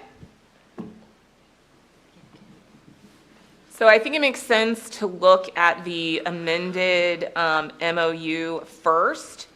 If you pull that up, what I did, my process when I did homework to prepare for our subcommittee meeting was I took our exact MOU that we had before, and any change that I made, I have highlighted. So if it's highlighted, that means a change in language. If it's not, then it reads exactly as it did before. And so in the title, in the first paragraph there, I just called this an amended MOU. And so that's why that's highlighted. The next highlights that you're going to see is we discussed at our team IBB meeting how the MOU was not specific, that the assignment to no more than 5 teaching periods applies to our general education teachers, and it did not take into account that scheduling and workload for special education teachers just works differently just by nature of the job. And so I went through, and where we are talking about general education teachers, I added that phrase in so that it is very clear in each portion there that that is who we are talking about. And then as you go down, what I did was, and I call this like the upfront flowery language, that's what the whereas clauses are. They're a setup for why you're entering into the agreement. And so I added a couple more whereas clauses. And the first one says, whereas our original MOU did not specifically address our special education teachers and the work that has been done to reduce their work assignments. And then I added another whereas clause that says, we acknowledge that the work assignments is measured differently. And then here's where most of our discussion in our subcommittee focused on. And it was really difficult, and we had a lot of discussion about, gosh, how do you define that? And Sherry Delmeline helped us with that, and Dr. Morgan helped us with that. And what we came up with as we felt the most all-encompassing definition was that we say, okay, for general education, or for, sorry, this should say special education. I have a typo in there. No. Oh, that's right. Yeah. You're right. You're saying- I was reading too quickly. Yeah. So it says, whereas work assignments for general ed teachers is measured by the number of assigned teaching periods, work assignments for special education teachers is primarily measured by the number of students assigned to that teacher, which is their caseload. And it's also measured by the intensity of the needs of the students assigned to that particular teacher. Sherry Delmeline explained that, when you have a principal working with teachers to develop a schedule for a special education teacher, if you have a couple of very high intense needs students, then that teacher may have a lower caseload than others because you have to take that into consideration. And so we went back and forth, and that's sort of where we landed. We talked about adding some more detail, but then we felt like, well, that doesn't necessarily apply to all secondary special education teachers, and so this is where we landed. In terms of then I have a, Yeah. I was just thinking about this. Do we need to specify secondary every time we say it? Sure. Or are we also saying that, elementary? Sorry, it's the I mean, they're same, part of it isn't too. It says secondary, Jim. Yeah, occasionally. It doesn't, though? Do we need to say it every time we reference special education? So I've got it in the whereas clauses, that's Okay. who we're talking about Cool. here. Okay. I think, and we can look through the all of the things we acknowledge that's been done. I think it applies to all special education teachers. It's just that this MOU is about secondary. Yeah. Well, in elementary, gen ed teachers are based on class sizes as well. We have class size guidelines. They don't have Have sections. hours they don't have class periods. Right. Yeah, and so, and what we were discussing during our committee meeting is that I was saying at the secondary, a lot of the resource teachers have teaching periods where they're co-teaching. And so I was in agreement that their work assignment is primarily measured by the number of students on their caseload, but also when they're in a co-taught class, there are additional students in that class that aren't on their caseload, but are special ed students, and they are required to work with them. But I thought that the second part of that sentence covered that, where it says, and measured by the intensity of the needs of the students assigned to the particular teacher. So I took that to mean there would be other students assigned to the teacher in the sense that you are a co-teacher in this math class, and there are special education students in that class that you help, even though they're not on your caseload. I was just trying to get like the best sense of what their work assignment could be defined as, So if I am a co-teacher with you, and I'm working with the SPED students and the ones that are not on my caseload, I work with them during that hour, but I don't have responsibilities for them outside of that hour. Right, I mean, you're not writing their I'm not IEP, accommodating, making accommodations.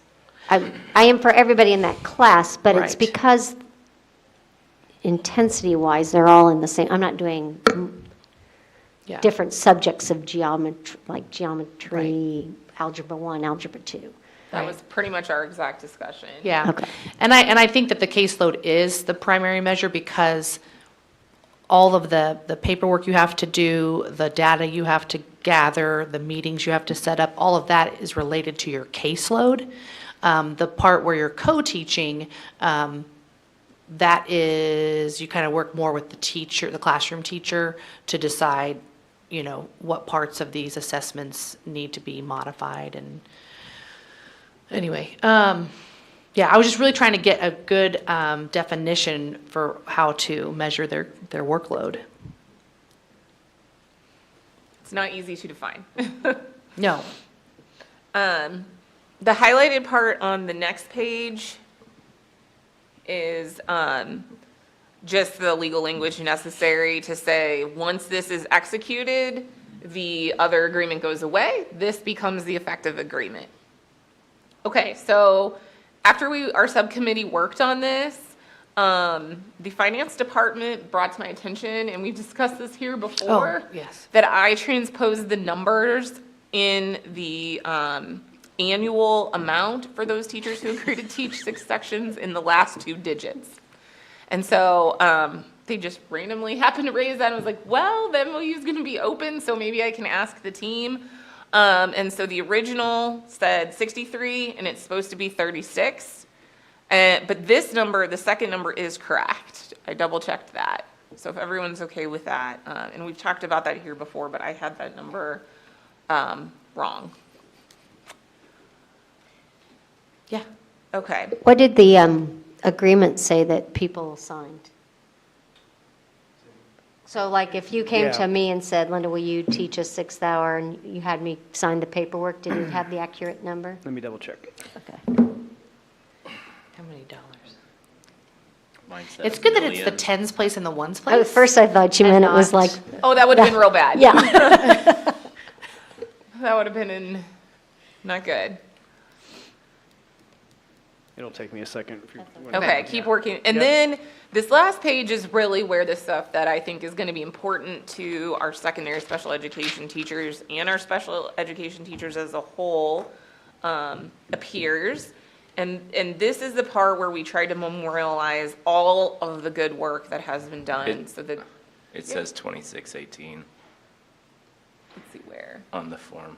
No, it does? on the one that because I have it 2618, what about the Per annual? semester. per semester. So it doesn't even say. It that. doesn't Doesn't say. reference the full year. Okay, good. Shoo, good. So the paragraph number 4 in the amended MOU is then where we try to capture all the good work that has been done to make sure that as we are addressing workload, we are not leaving our special education teachers, out of the picture. We're doing, making efforts to try and help them too. And so the 4A is where we talk about the effort made to reduce average caseloads to a range of 10 to 15. 4B is the section where we acknowledge the 4 paperwork days that have been provided and the positive feedback that has received. And then 4C is the efforts that have been made to address special education teacher staffing shortages. And I did want to hear, I think we heard this morning in a meeting, that there have been some really great movements made in hiring. So I just thought we'd take that opportunity to share that. Yeah, kudos to Sherry and her team along. I'd like to sing the praises of our HR directors too, but we've been hiring a ton of SPED teachers. We aren't fully staffed, but we're very, very close, which is never the case at this time of year. So we're excited about that, and we also potentially will have an ask of the Board of Education to help us with some SPED staffing at a future meeting, so. All moving in a good direction, I think. So yeah, this just kind of memorializes what Sherry Dummeline shared with us at our last meeting about the efforts that they've been making, and this was language that appeared in our joint statement, but it includes using instructional aids to assist with service delivery, consideration for additional paperwork days, providing compensation at the sub rate when teachers fill in, and the special education coordinators holding that monthly meeting in buildings. So they're at the building. And you know what I was just thinking, I should have thought about this on Friday during our meeting, but I believe you sent out, Michael, something to all the special ed staff about, how we might use, or how they might be scheduled for their student support hour. I don't know if that would be something to reference in our MOU as ways we're trying to.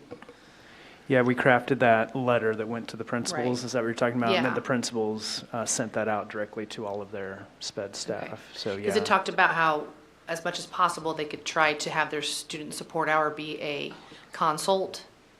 And if not, then not having like a seminar. I don't know how in the weeds we would get with that, but I think that's a definite way to help their workload. Agreed. Yeah. So how would do we want to memorialize that in this MOU? I think we could say something as general as, You just turned it off. it's coming on and off, it's ghosting me. Secondary principals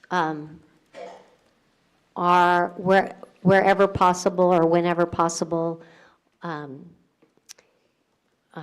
scheduling teachers' student support hour to be a consulting time, or however you want to say that. That's not well written, but As the master schedule allows, maybe something. yeah. Something like that too. Caseload. Caseload and master schedule. Staffing, yeah. all those things allow, yes. Yeah. I would agree.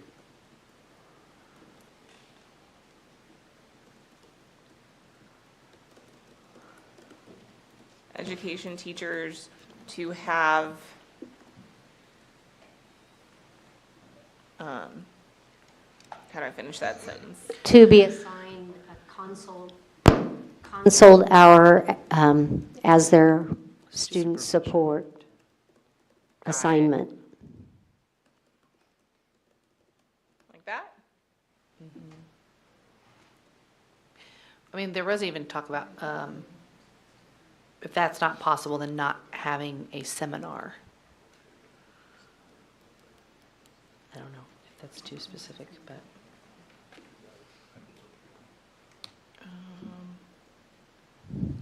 Okay, I like that. Doesn't that kind of imply that special ed teachers have a support thing and isn't that, I mean, it just seems like we kind of re-went through this, and I'm not totally familiar with all this, that special education teachers weren't included in the 5, but now you're talking about what their students of, like, supervisory thing might be. Should we say during student You know what I support mean, like- hour? Well, they're not guaranteed to only teach 5, but they could. Because like at North, all of our special education teachers only teach 5. They have 1 plan and 1 consult. So should we just say during student support hour so that it's clear that they don't have that as a assignment? But it's when available. I'd like clarification on, if I'm a special education teacher and I have 5, does that mean that I automatically get a consult? Or does that mean that based upon other supervision scenarios needed, it may not work out that way? I see what you're saying. Yes. What you said. Because I think that's handled in your master schedule allows. Correct. Yeah, That's why I just wanted to be clear yeah. on that. So Because if you absolutely need someone to be ISS. ISS or sit team or Agreed. whatever. The consult's great when it Yes. works. It just, sometimes, and maybe you can rotate that year by year too. You know, Well, or and- semester. Semester by semester. You know, the moral of that is, you know, you may want to do sit team as your support hour, but the principal will say, hey, but I really need you to be this, because we can't have 17. I'm sure sit team is hugely popular, but, yeah. Okay.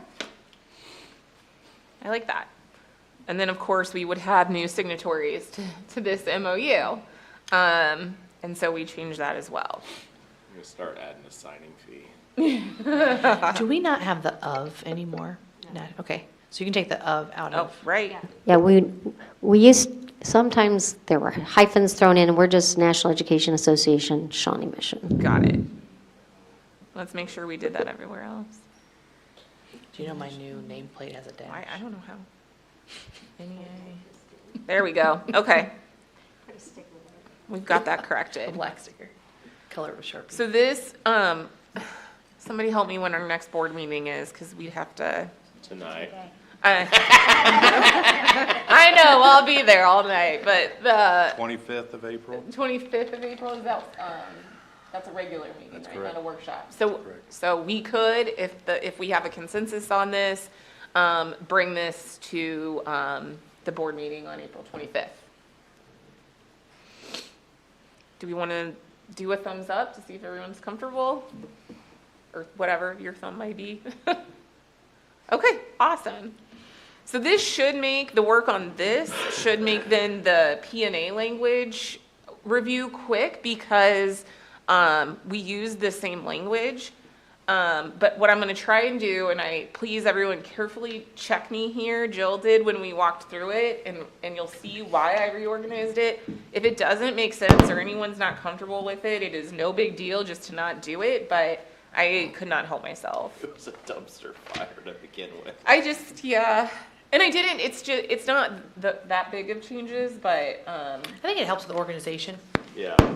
so anything you see in gray or red line or however it appears is the only language that I changed. Otherwise, none of the actual languages changed at all. So going through, on Article 12, I changed the title of Section A to refer to a professional employee's daily work schedule, in parentheses, contract hours. And now that's the only thing that appears in there, because I believe, or at least since I've been with this district, when we talk about the number of hours that are worked per day, that is how we refer to it. What are my contract hours? What are my start and finish hours? And so what I pulled out of there was the language about secondary school schedules, and you'll see where I moved that. But it just felt like it was put in there and it didn't go there. So I moved that down. Yeah, it's the difference between the times you report and how long you're there versus what your teaching assignment is. What you're Or- actually doing yeah. during that time. Right. So just kind of one organization. Oh, and then that Article 11, Section F that you have highlighted? Yeah, Didn't we? Oh. does anyone know, like, I read that let me and open it up. we were trying to figure out why we are referencing Article 11, It was Section F. if your teaching assignment changed in the middle of the year, like you became, I think we were saying you might be becoming like an administrator. So then you wouldn't be reporting at specific times. What do you have? I'm gonna pull up our P&L Yeah, we're right gonna look now at on the it. screen. I'm trying to remember what. What is it, Article 11? I'm gonna pull it up so we can all look at it, and obviously that is not anything we would touch until everyone knows like why it was there, but was I referenced. just had that question.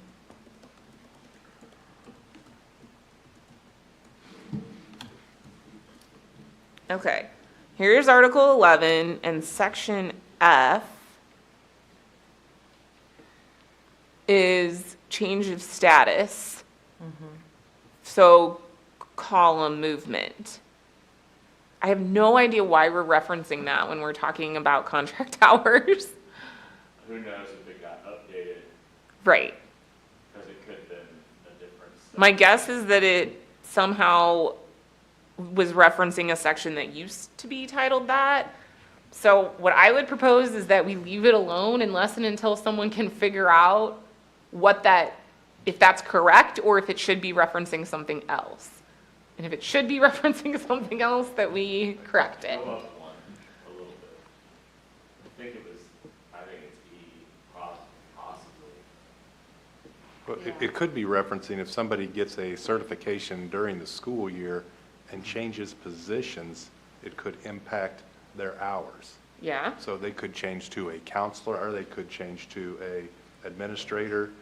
So those types of things, if there was a need and you don't get certified until a certain time during the year, that's the Right. best I can come up with. Yeah, Because you're that's actually, you're moving from a general education teacher to take a different role, which could change hours, could change responsibilities, and certainly could change pay. Section E, I think, is what we want to do, because that is school day defined, and that sometimes we can modify if we make, which we have in the past, calendar changes or Okay. Teacher workdays, flexible location, when you can leave 30 minutes. So like we have a spot on our calendar, at one point it used to say, teachers can leave 30 minutes after the students. gotcha. And so that would mean on that particular day, like when we have an early dismissal, students can leave 30 minutes teachers can leave 30 minutes after the students do.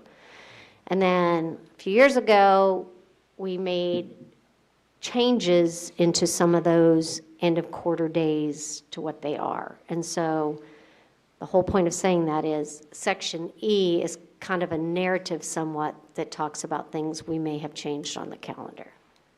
That would make more sense to me Yeah. than the, And so I bet it did get re-alphabetized, and Okay. the F was never caught.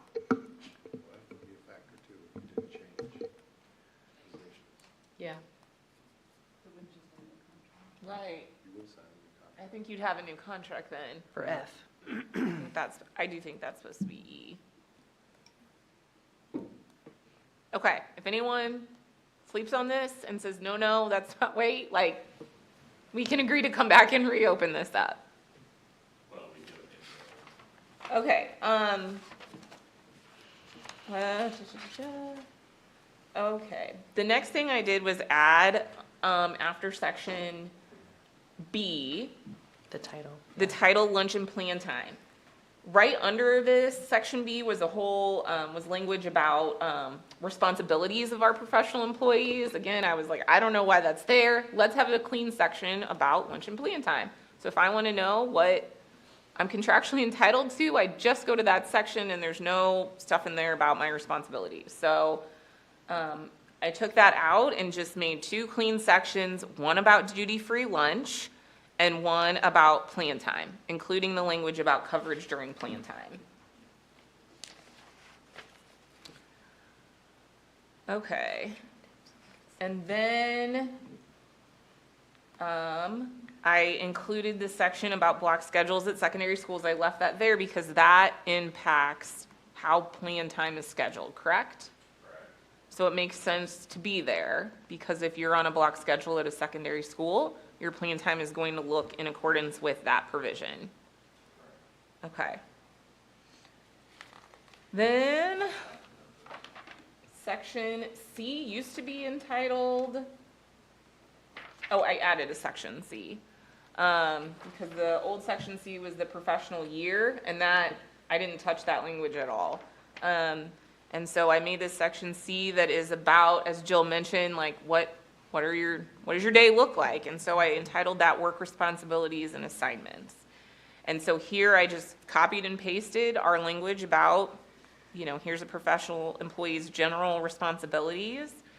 And then we get to the part that is impacted sort of by our discussion that we need to acknowledge special education teachers separately and acknowledge their how their workload is defined. And so that's where you see the language about secondary general education teachers. I did not change that at all. Obviously, that may be a future discussion that this has, but for purposes of this subcommittee's work, I left it exactly as is, except for specifying that we are talking about secondary general education teachers.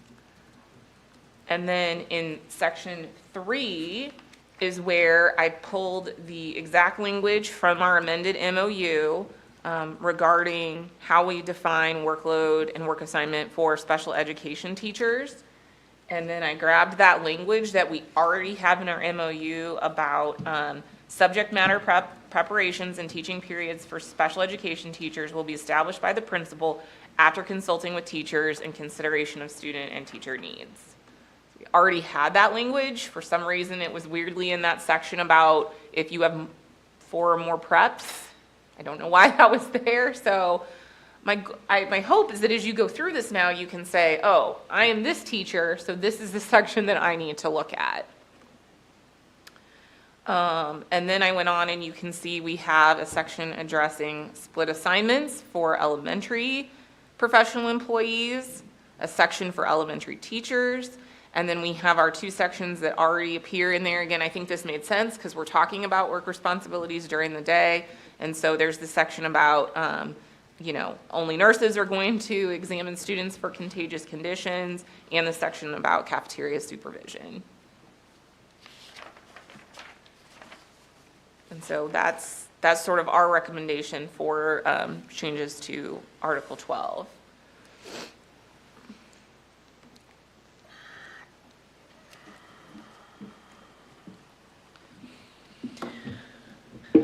Yeah, I was just comparing them again between the two. And what I was brought up on in our meeting was the part of our agreement that talks about having teachers assigned to no more than 6 teaching periods. And we have the MOU, and it's dated for this coming year, 2022-23. And I would like, what I think our association wants to see is that changed to 5 permanently. In our agreement. But Rachel was saying that's something we're going to, since we have the MOU, that's going to guarantee it for next year. But we'll IBB to get that language changed if that's what, our team agrees to. I just thought that, I didn't want to get into the weeds in our subcommittee because that wasn't part of our assignment, but, certainly that's something that we are going to have to IBB as a team as a whole, is to, going forward, how we do that. Right. I was under the impression it was the intent of the school board to be able to fund it, in their budgets going forward so that we could have teachers teaching in the secondary area 5 classes out of 7. And so maybe we just need to make sure that was their, that's what we were hearing, right? That's their plan. And that they have accounted for it in their budgeting.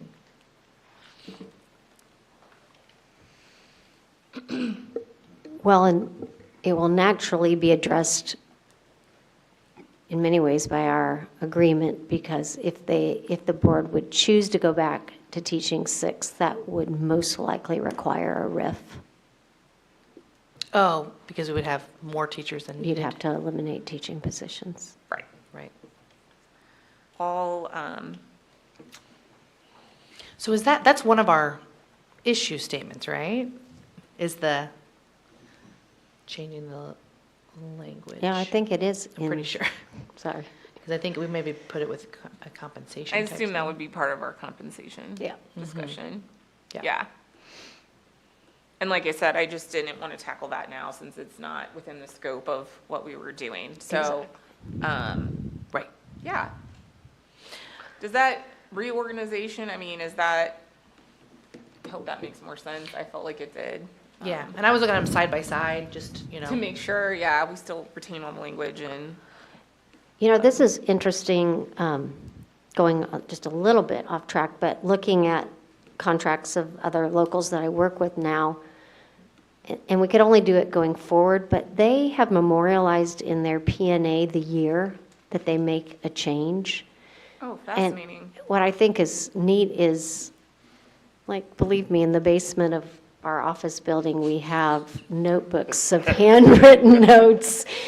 And I have dug through them, but just moving forward, just knowing that everybody on this IBB team, you know, those positions are fluid, to have a year where you can reference that. How do they do that? They just put, just right next to a new contract, like when they redline and do it, Like a they put the parentheses, and then that goes into their final draft, so you know what year that change was made. They even do the month, date, and year. If it was like an MOU, then they would do that. Yeah. So, but I think that's a great idea. You know, NEA-Shawnee Mission had the same core people on their team for, this is way before me, but I've been on it, and I won't be on the team in the future, but, you know, it's nice to kind of have that reference of, I know, we've had some discussions about when was that change about personal leave policy, and, you know, the contract says that took, why did we, you know, it looks like 2015, 16, what was the discussion behind that? And then you can at least, you know, we have notes now, so it's great, but at least you'd be able to go, okay, so 3 years ago, we made this change. Yeah. Let's look at what our reasoning was. Well, I think because we typically, the very last thing we do is work on the red line version. So why don't we think about that? I think And if it's that's- something we want to do, then, like going forward, we could start noting that in the, you know, as we put together that final red line, go after do they do it after the section title? Yeah, I think it's right where if the change is in a specific subsection, then they would just put Like- it right there, like Like if it was. here, they would just put like a parenthetical and, cool, okay. Very cool. Okay, do we want to seek consensus on these particular revisions? Awesome.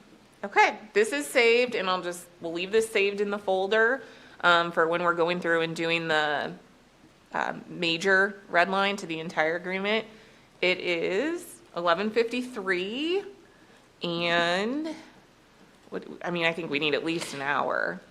You want to say one, And she said she 1:15? was on her way, 15, yeah. grabbing a protein shake. Okay. Sorry, I shouldn't share that. That's okay. I don't think that's personal info. And we go till 3 today, right? Because of Yes. the board meeting, so an hour for lunch? 1:10? 1:10, even better, I like Okay. that, gives a little bit of travel time. Okay, 1:10. Thanks, guys.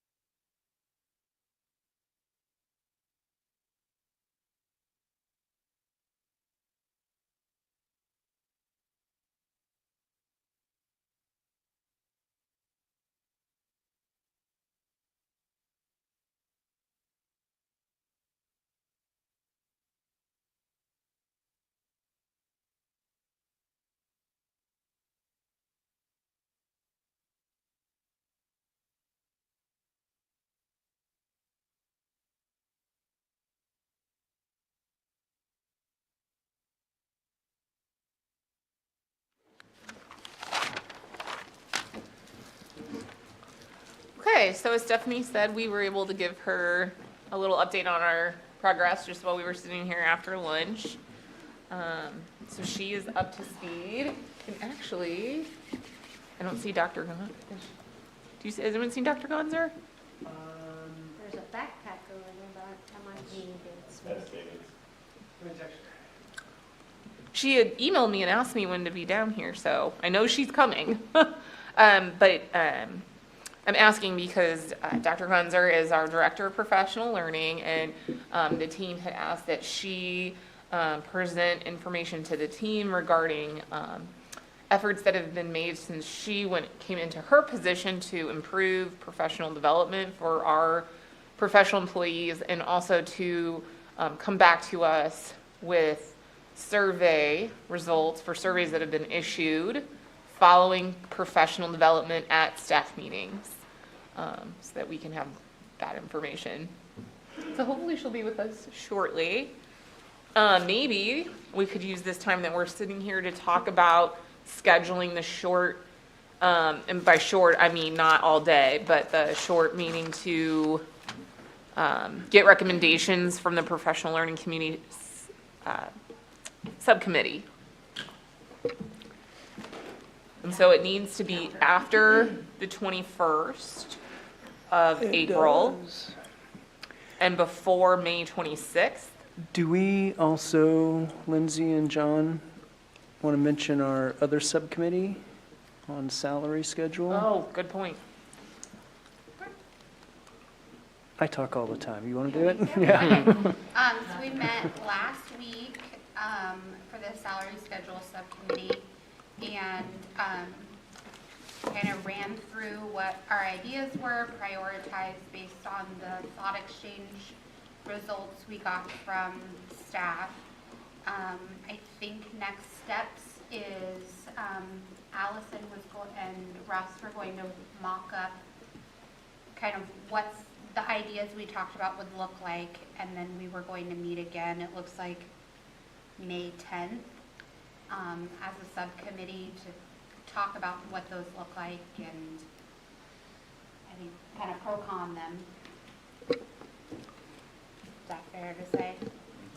And then an update on the supplemental salary schedule committee. We're meeting tomorrow for the first time. And we can all be there but one.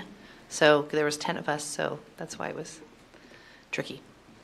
But yeah, so we'll hope to have an update as well at some point. And the reason I suggest we bring that up is if we're going to schedule something to talk about the PLC, do we want to schedule something to kind of talk about more than one subcommittee before that May 26th big meeting? Sounds good. Yeah. So we're scheduled to meet on May 10th for the salary schedule one. Okay.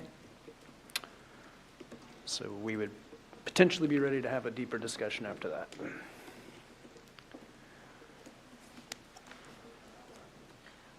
When's the board meetings in May that you want to get the? Good question. Oh, that's a good point. Board meetings are May 9th and May 23rd. That's an excellent point, John. Thank you.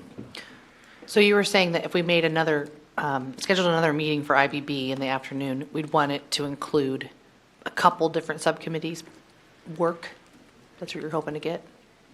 Or would you want to do one specifically for the PLC subcommittee work to have it ready maybe before May 9th's board meeting, and then another one Yep. for like the salaries Yeah. subcommittees work? I'd rather just do one to kill multiple birds with one stone, but yeah, we'd love to, if we can get some work done and get consensus to take a suggestion to the board on the 9th. Okay. Should we throw out afternoons that we can't meet for a 3:15 to 5:15 meeting? And we're doing this after which date? 21st. So we're looking kind of starting the week of the 25th of April? Yes, Um, I'm out at the end of that week. Monday, we have our rep council meeting, the 25th, but You said you're out when? The end of that week, Oh, okay. yeah. So we could do the 26th, the 27th, 28th. Yes, excuse me, April 26th, April 27th, April 28th. It'd be like 3:15 to 5:15. And this is a meeting to get a report from the supplemental salary committee? This would or be for the PLC. PLC, okay. Yeah. But also, not just to get the report, I think you want to take some sort of action.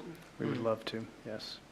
Well, and then, the supplemental salary schedule, we're going to meet tomorrow, but Yeah. maybe we could have something. Well, and then the Lindsay Mike committee, the salary schedule committee they're on, won't have anything for this group until after May 10th? Yeah. That's right. Okay. Does anyone, oh, go ahead. Probably feed well into if we're trying to do budget things Mm-hmm. on May 26th. Would you guys prefer not to do a Tuesday? I'm thinking maybe Dr. Morgan.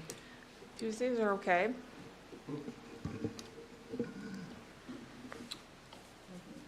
What time are we looking at? Are we, This is like one of those 3:15 to 5:15. April 26th, 27th, or 28th? So- 5 that day, like. Yeah.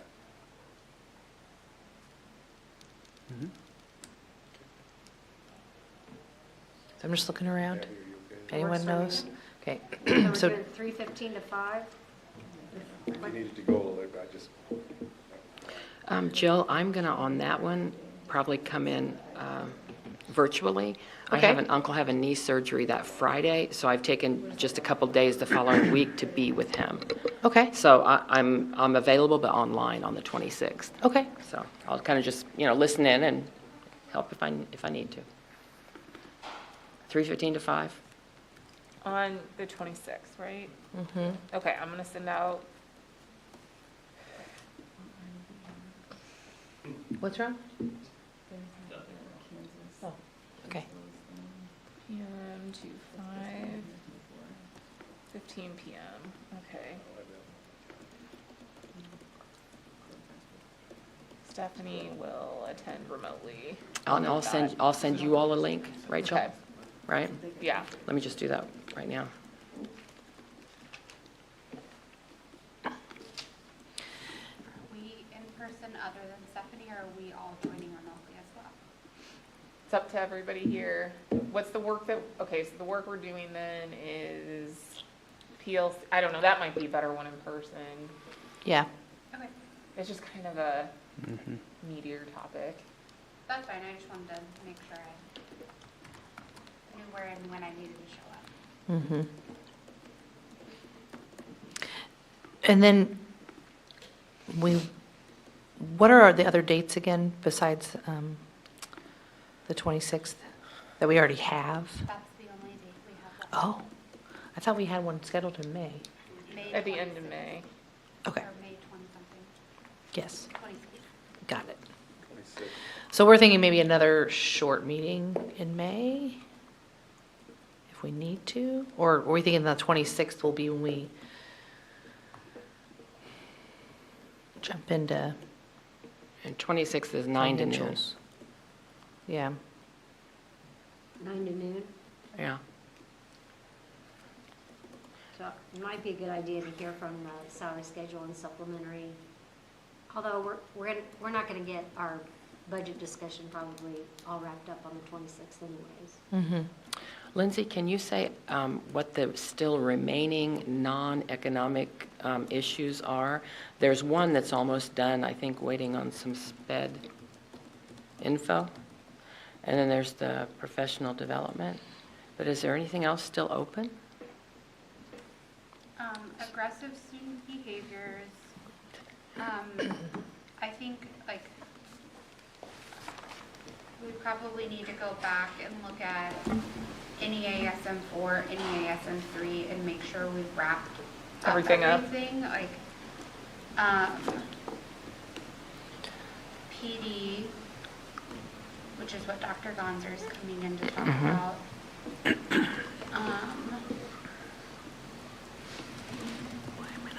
NEA SM6 was was about calendar. The last note I had was that we had delegated to Dr. Bates to report back for further discussion. Yeah, and then other calendar changes or ideas were going to be worked with Dr. Darren Dennis and myself, just, meeting and discussing ways we can improve the calendar. But the actual part about holidays, we were going to have I think we said we were going to have Dr. Bates come back, but. So you probably Okay. either want to add time on the 26th or put another date in, if you want the 26th just be your economics.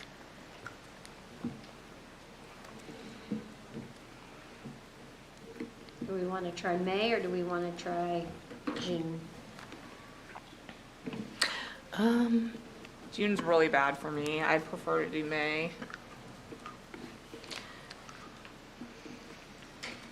Yeah, as far as daytime goes, just, it's more on your guys' schedule, at least.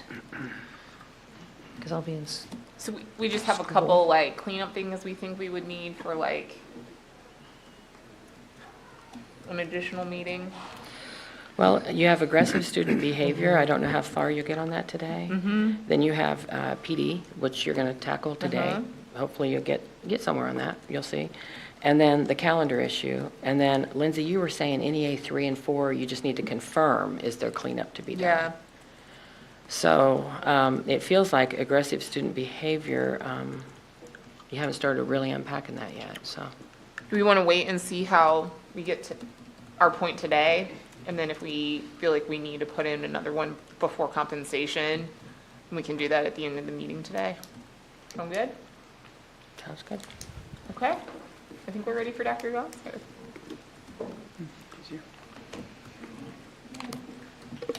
There, or you can sit down. Jill might do their backpack first. Absolutely. I don't travel light, so I understand that.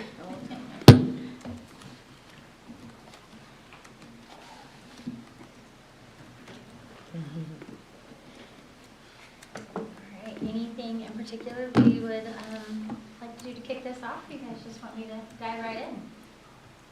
Dive right in. Yeah. You got it. All right. If it's okay to use the screens, that way you guys can see what I'm following along with as well. Thank you.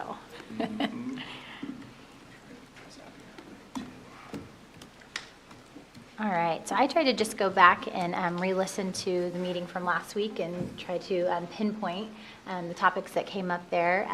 Tried to just put them here so we can know exactly what we were speaking to today. If there's anything that I may have missed or additional concerns, definitely let me know. But really my takeaways from that conversation was, one, how are we ensuring all team members have relevant professional learning opportunities? Specifically our building specialists who may not have the same licensure process as certified teachers. So some examples of that came up were social workers, speech and language pathologists, physical therapists, occupational therapists, school nurses, etc. Second takeaway was, how can we ensure opportunities for horizontal and vertical professional learning seemed to be a topic of conversation. Third, what have we learned from survey data gathered over the last year?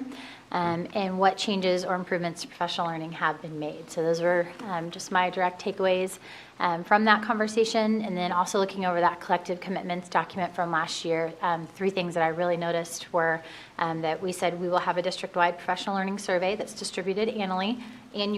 I think we also sometimes referred to that as the title survey, so that's speaking of one and the same there when we talked to that. There was mention of an NEA survey that would be distributed as well. In those collective commitments, and then the building level survey as well. So those were the talking points that I took from that. Is there anything just off the bat that we think is missing from this conversation thus far? I would just say that the NEA survey that they were referring to, we had done it already, and we were going to share the results with you. Great. Did we do that? It's really, it's what we did this year, it was just a question that came out of just our general question that we do pre-negotiations, which is, what is, help me with the wording of that, what is something that Non-pandemic related. that you need to help you with your job? And overwhelming comments that came out were related to those people that get relicensed differently than we do, and also electives teachers and elementary specials.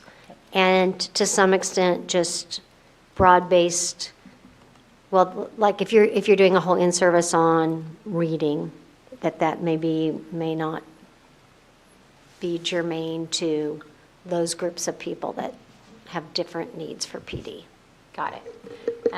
Yeah, and I think that might be a good follow-up conversation for us to have at some point, as well as, do we want 2 separate surveys, or would it maybe be kind of smarter, not harder, if we just collaborated on the one survey? I don't know, but I think that would be a good conversation we could have as well, since we're already distributing that one that will be district-wide too.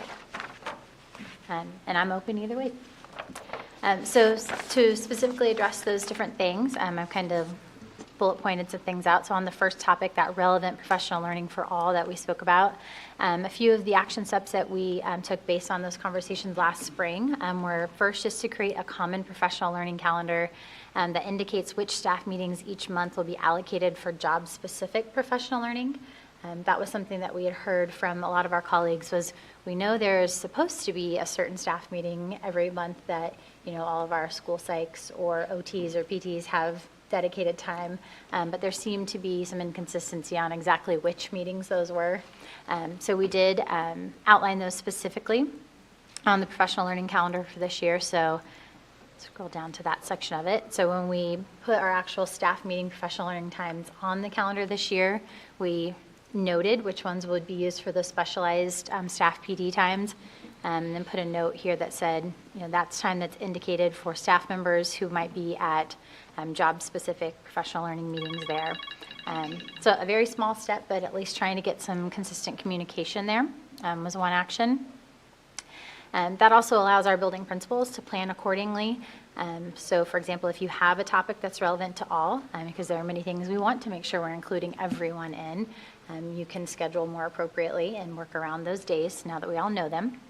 And then on our district professional learning days, so those district-wide full days of learning, specialized staff attend content area specific professional development. We've had a lot of our directors and coordinators who have really collaborated this year and reached out and said, hey, would this be a great date for me to get all the social workers together? Could we please get all the nurses together? Help me pick a date that would be great for some professional learning for them. So some examples of where we've been able to collaborate on that this year. At the very beginning of the year, on August the 9th, Dr. McKinney's team reached out and said, hey, we would really love to have some social worker-specific professional learning all day and do that at the Center for Academic Achievement instead of building, so we did that. Same thing, Ms. Rebeck with nurses multiple times throughout this year. They had specialized professional learning here instead of with their buildings. On January 4th, we had social workers, counselors, and nurses all in specialized PD sessions. And then we really tried with our instructional fair this year to make sure we included more sessions for individuals, maybe in more specialized fields. I think we can continue to improve upon that, but we did make a point to do that this year. Again, our nurses attended a full day of professional learning that day instead of the general instructional fair sessions. And then our curriculum coordinators really did a fabulous job of collaborating with their cadres and their teams to plan some specific sessions there too. So do you know if, for example, the nurses' sessions, are there opportunities throughout the year in their PD to earn CEUs? Like when I attend PD, I'm earning points towards my relicensure. Are we starting to have a little bit of a focus of that, so that time they're not having district PD and then going out and spending time on their own to do professional development, that they can earn those CEUs? My understanding is yes, that is the case, but I will do some double checking and make sure that we're really focusing on the importance of that. But yes, that was part of the initial conversation behind the why of why we were doing that. Do you know off the top of your head, social workers and counselors, they relicense like we do with PD points, or do they have to have CEUs as well? CEUs in those instances, yes, for the Okay. most part. For There both may social be workers and counselors. There And may what- be some individual situations there, Okay. but, yeah. So, all right, thank you. Certainly. So again, that's not, I think there's always work that you can continue to do in those areas, but those are some specific steps that we have tried to take this year in particular. On the topic of horizontal and vertical opportunities for professional learning, we did specifically, as a result of this conversation, build in a day for that during the pre-service this year. So on August the 10th, we did a content area specific professional learning day. You may or may not remember that. August seems like an awfully long time ago now. But if you look at the elementary level, we had agendas based on each grade level. In addition to that, we had professional learning for art, library, innovation specialists, all those different roles. Same thing at the secondary level. We divided up based on those content areas. And then for our special education staff and our classified staff, we did the same thing that date. And again, that was a direct result of that conversation. I think we can do more in that area, specifically when it comes to vertical opportunities. A lot of those currently take place at the building level, just because finding those times to get, your kindergarten and first grade team together, you're going to need some building input on that. Or same thing if you need 10th grade and 11th grade math departments to get together and talk. That's going to be dictated a lot by that building schedule. So I think that's an area where we could do some more work there. I think, excuse me, I think you meant to put 8/10/2021. I sure did. I don't know what year I'm living in now with all these. No, I was just thinking, I was thinking maybe Yes. this went for coming up Yes. as well. but That is a good do it point. again, right? Yep, that's the hope, yeah. And then when it comes to survey data, I mentioned we talked about those 3 different surveys. The first one being that title survey or district-wide survey. I have all of the results from last year's survey that was sent out. We are in the process of sending out the one for the end of the year this year. So I do not have new data since the end of last school year. But last school year, from that data that was collected, all of our buildings were represented, so that was nice to see. About 84.4% of our responders were certified teachers. I just put a few takeaways from that survey that were especially looked at closely this year when planning for professional learning. The areas that were topics where staff members felt very confident and like they didn't really need a whole lot of professional learning were DEI and B, instructional strategies, and PLCs. And then the areas where it was shared that we may need some more professional learning were assessment literacy, dyslexia, individual plans of study, and RTI.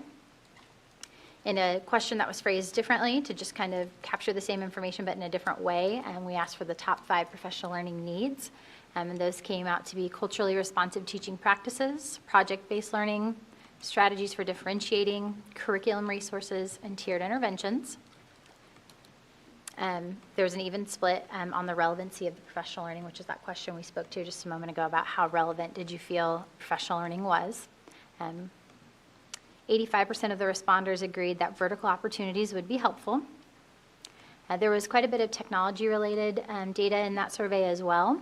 We used a lot of that to drive our instructional fair sessions this year. We had an instructional technology category for the instructional fair. We heard a lot of great feedback about on-demand PD opportunities, which we are trying to continue with. Also, email and webinars were a highly preferred way to receive information about our EAP benefits. So there was a whole section on last year's survey that was about all of our employee wellness benefits. So that was one way that our team said they would like to receive that information. And we did include a session about that in the instructional fair this year as a result of that feedback as well. So Tammy McCoy did a fabulous job with that session, and it was very well attended too. We said social activities and relaxation rooms at the building level were one of the most sought after additions in the area of employee wellness. And we will be, again, distributing this survey again this year with a lot of similar questions. We may do some tweaking just to make sure we're collecting the right data and in the most helpful format. But that way we can do some comparisons. Because again, this data that I just shared with you reflects the previous school year, not the one that we are still currently in. Any questions about that? I don't know if anybody remembers that survey. I have it pulled up here so you can see it. It's quite lengthy. There's 9 sections of it. You go through that individually line by line. I'm kidding. I'd be happy to, I but. totally remember that. Yeah, so I know we had 461 participants in that survey last year. There has been some conversation between myself and Dr. Grumman about if we were able to maybe condense that a little bit, could we increase our participation? And I think, yeah, so we would like to increase that a little bit, so just to ensure we're hearing from more people. And I know May gets busy, so perhaps so many questions is a deterrent. Would there be a way to Microphone. Would there be a way to provide like some staff meeting time or something like that so that everybody's kind of in the room and it's like a dedicated time? Because I know otherwise it gets lost in my email and. Yeah, I think anytime you can dedicate time to do it, absolutely the participation would increase. My only hesitation about requiring that of our buildings at this point would just be, I think we've only got about 5 left, so they may already be pretty booked, but we could strongly encourage, or at least maybe put a friendly reminder on like end of the year checkout documents, things like that. That Yeah. makes sense. The second survey that was mentioned was that NEA survey. If Okay. there's anything from that you would like me to review, definitely let me know. I'd be happy to. Or if we want to, again, collaborate in the future on a survey, I think that'd be a great opportunity. I think the results kind of matched what the results were from the title survey with the questions that we added. I love it when that So, happens. I know. So I'll find that and I'll make sure it gets shared with you. Okay, that'd be wonderful. And then the third type of surveys were staff meeting surveys. So just wanted to share that buildings are the owners of that data. Those do not come to me on a weekly basis. So there's the one question that all buildings are required to ask in that survey each time that it is distributed, and that's regarding the relevance of the professional learning opportunity that just took place. But then it's really the building leadership team that looks over that data and makes professional learning decisions based on that data. We really try to give them the autonomy to include the questions that they think are building specific as well, based on their building goals. So they may ask questions that are related to their KISA goals or more detailed professional learning goals. But really that's for that building leadership and professional learning team to use to continue driving their professional learning throughout the year. We then do ask our administrators to review that data at the end of the year, not only with their building leadership teams, but we will provide some time for that within our administrative meetings as well. And I just made a note here that part of that building leadership team that should be included is their PDC representative to assist with that process and their NEA representative as well to help guide those conversations. Any follow-up questions regarding any of those 3 surveys?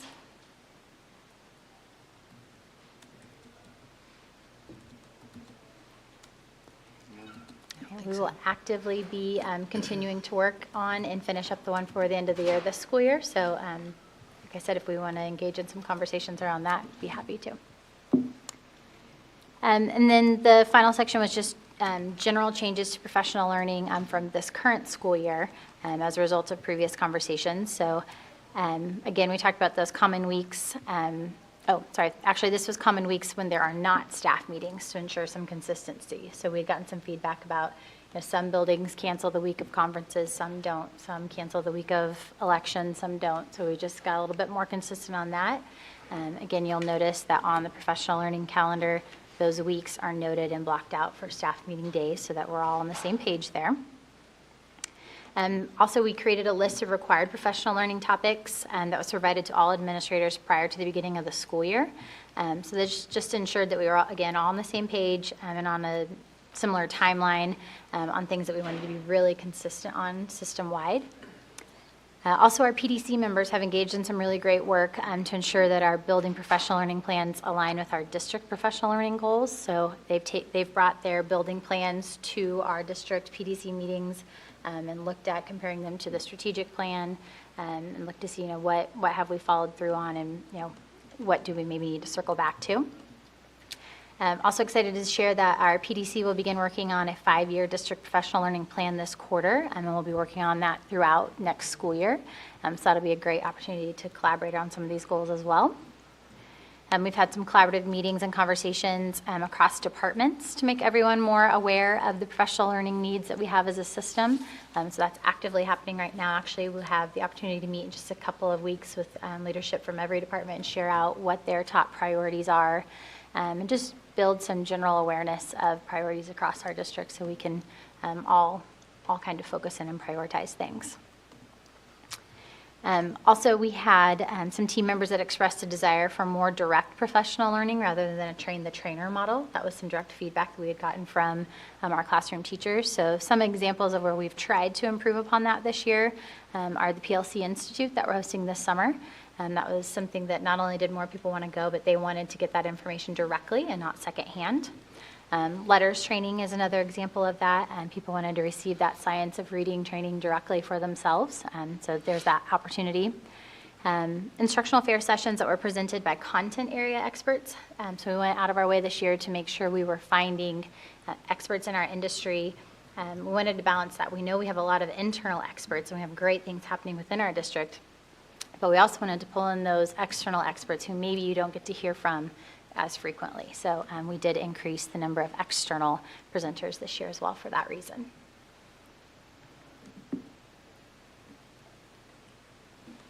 That's all I had for now. Are there questions you guys have for me or continuous conversations we can have?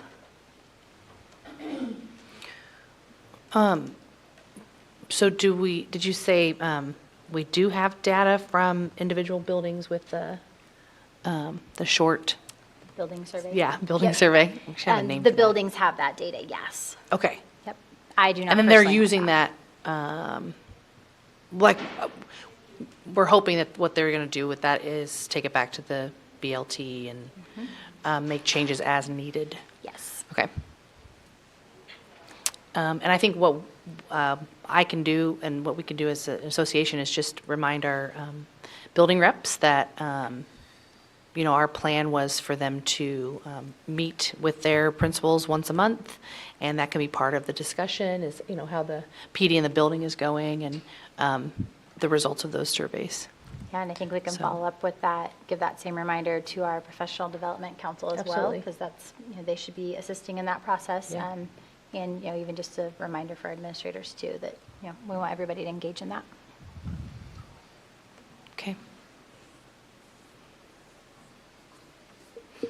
I think this is great data that you've given us, and it's a great kind of baseline each year to kind of know where we were and how things are going. And I do hope a higher percentage of people complete that, even if it's a 9-part survey. I think that would be a big help since it's something that we're going to ask year after year, if we could get more people to respond. Oftentimes, the people that are really content don't respond, but it'd be helpful to know what they found, especially valuable. I'm trying to think of the right word here. So, I do think if there's any way we can carve out during that staff meeting time, I think we, let people finish up a little early, have them do it right there, whatever. And I hope that people see that we do really use this data and we will use it for planning Yes. purposes, and it doesn't just go away and not get followed up on. It's Right. truly being referred to. Doesn't do a whole lot for Shawnee Mission, NEA-Shawnee Mission to get this information in a survey, or you to get that in that survey in October when we're making plans in April and May in the summer for what to do the next year. So I do continue to hear great response from the instructional fairs. I think I know it was COVID related, but one benefit of it being online this year was that there were more seats available, if you will, for certain topics. I think maybe the technology one might have been better hands-on for some people, but people do students like choices, so Yeah. that's good. Yeah, it was a good option to explore this year, and can't speak highly enough about all of our internal presenters that made that day the success that it was. We had our colleagues shared some great information, so I took some new ideas from it. Is it next year that we only have 2 PD days beyond our orientation days in the fall? Okay. Yes.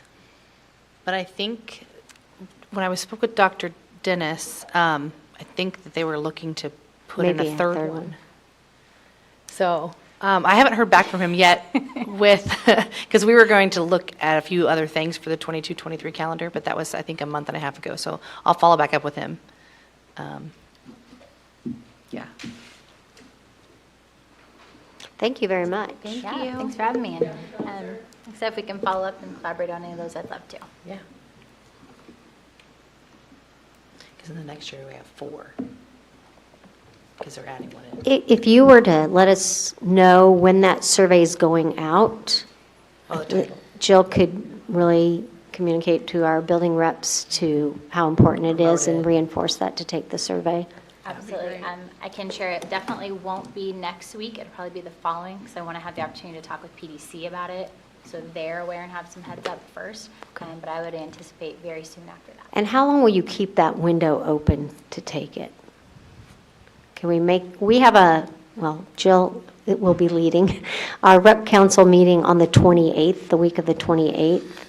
So if we're really going to share that information with them, it'd be nice to have. Yeah, Monday, April 25th. Oh, sorry. That's right. We're not in March anymore. I know, right? Yeah. Monday, April 25th, we'll have our rep council meeting, so. April 25th is the day we would like to have it open at least through, is that what we're saying? Yeah, if it would keep going beyond that so that they can go back and tell people. My thought, and I'm open to other ideas, but would be to leave it open until the end of the year. So as people are winding down for the year. That would be great. Yeah, I don't think we're in a rush to. Yeah. Okay. Thank you. Yeah, thank you. Awesome.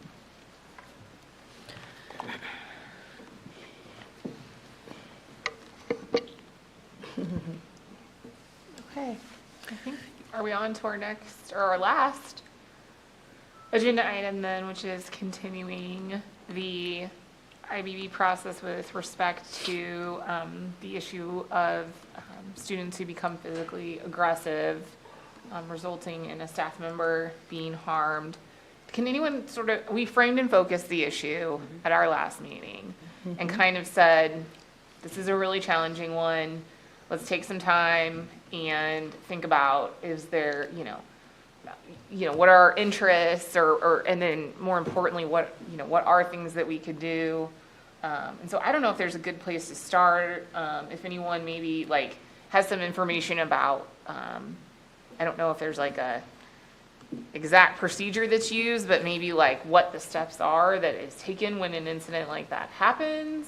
And maybe we can go from there. I'm not sure how we kind of jump into it. Sure, and do you want me to go ahead and just share on the screen? The issue statement? Issue statement, Yeah. Go ahead. And I think And when we- we discussed this, oh, sorry. Yep. Schumacher, you want to go ahead? I can, or? Yeah, you go ahead. Okay, so I did meet with a couple different panelists, if you will.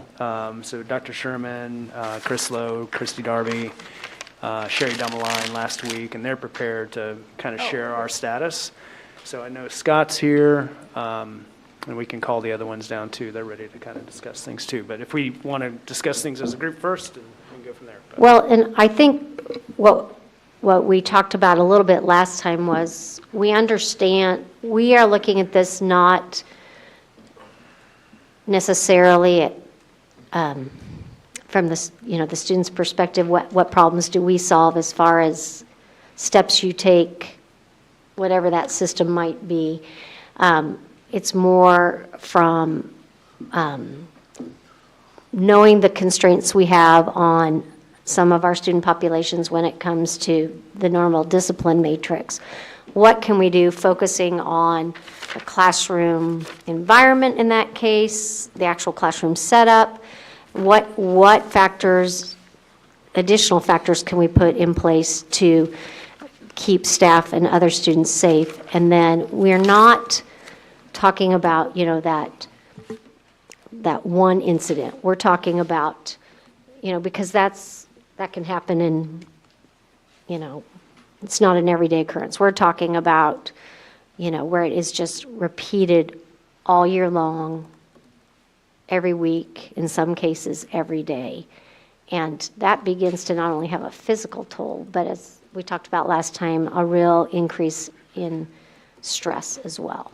And I do not know, I think if we can solve this problem, we all should probably go out in consulting and make big bucks on the circuit, but it's worth a discussion about that. Yeah, agreed. And that's perfect. That's exactly what we talked about, and that actually teased up really well that I told them that this group was mainly interested in what you said, that, hey, we understand that student behavior is going to happen, we're going to have to deal with it and how we deal with it, but then how do we support staff after the fact? So that group's ready to kind of have a Q&A if that's our next step. That sounds good. Do we want to pull up another chair? We've got 3 people, Mike. There should be 4. Sherry and Scott. Folks, is it okay that they just join the table and I'll grab an extra chair down here? However everyone's most comfortable. Oh, that's okay too. Whatever works for y'all. Do you want us to sit down here? Where do you want us to sit? Yeah, sit at the table. Sorry, Jay.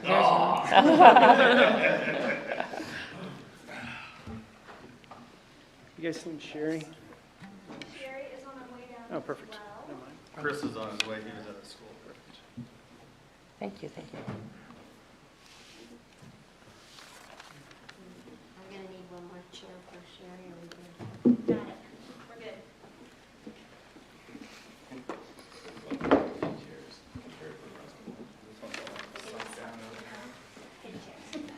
Get up high.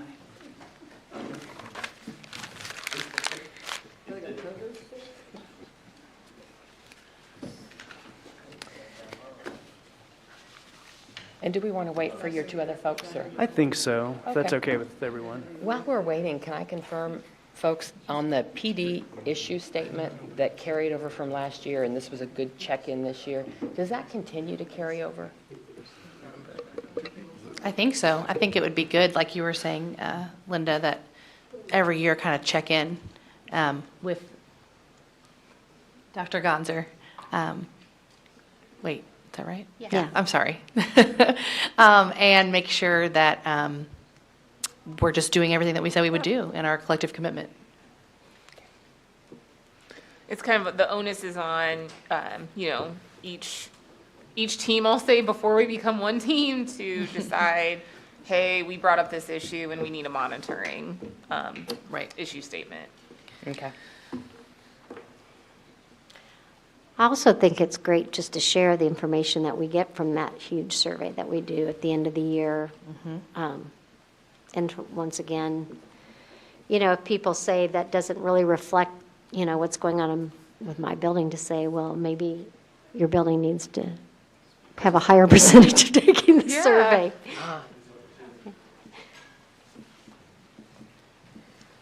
Sure.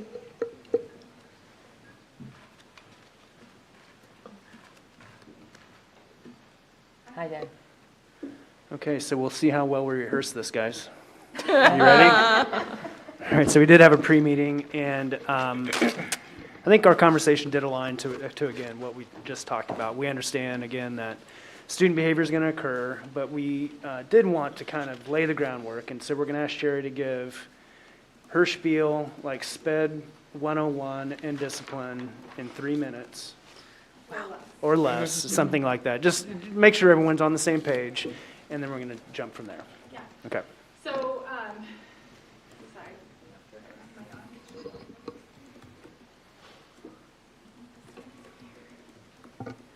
Okay, so just a couple of things to lay the ground, the framework, if you will. We have some parameters when it comes to discipline and special education and 504 students that sometimes individuals aren't aware of.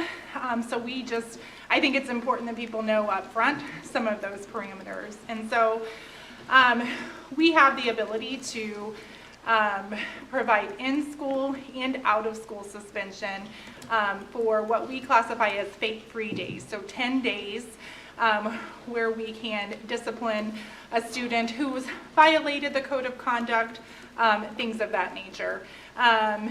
In addition to that, then we can go into a manifestation determination to figure out if their disability may be linked to the incident or incidents in question, if it's a continuous pattern of behavior that you're seeing. And so this is applicable to both special education and 504. These regulations apply under both umbrellas. But in the meantime, teams should be coming together. They should be looking at, do we need to do a functional behavioral assessment? Do we need to update a behavior plan? Do we need to add a behavior plan? So there are some internal pieces of things that our principals do a phenomenal job of helping and supporting their teams, but then also the school psychologist comes in. We have behavioral specialists throughout the district who come in and help remediate some of those things as well.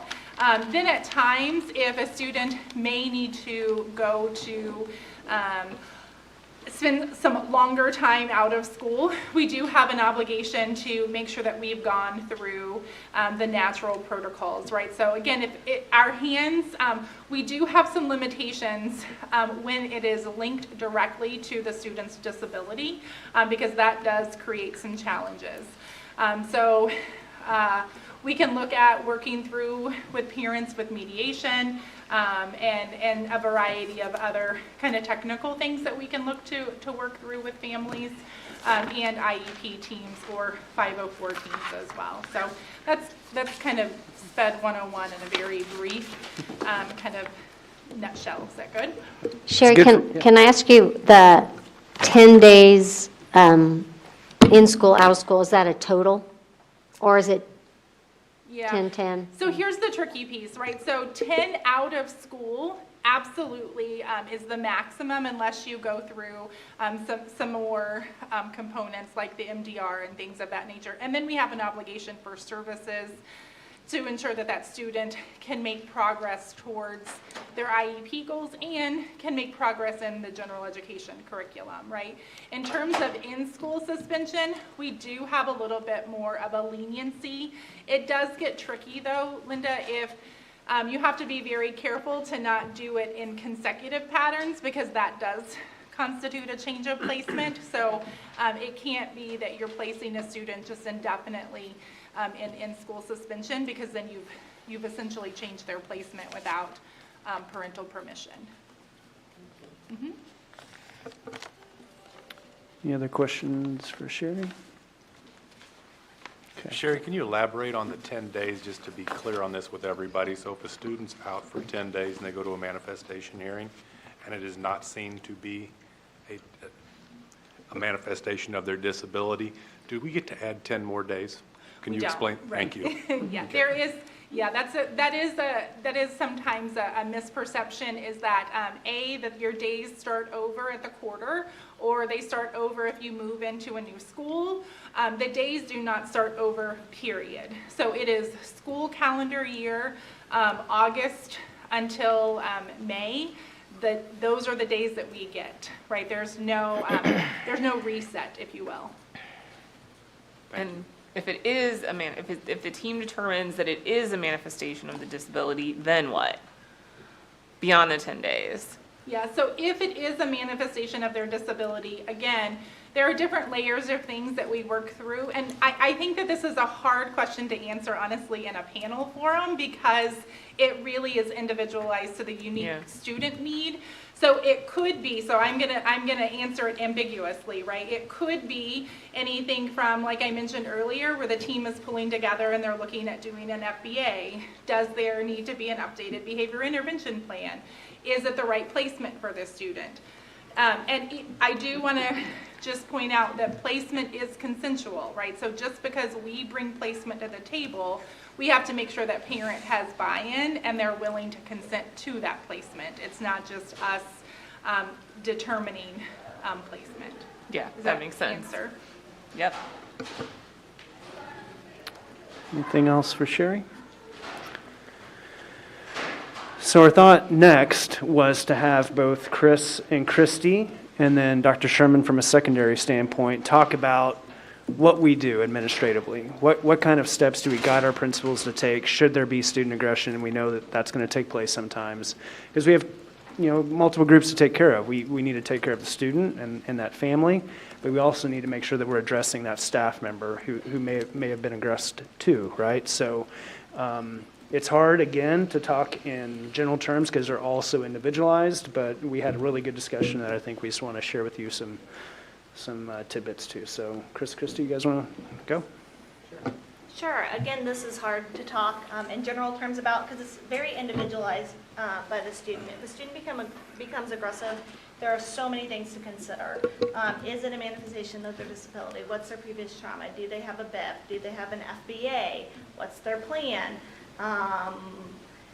But it's always the goal of the team, just being in the building last year, not yesterday, is to take care of what the student needs and what the staff member needs. So you might tap somebody out. A lot of times if the behavior happens in the classroom, the principal will go in and have the teacher remove the class, and the principal will address the situation that is in the classroom.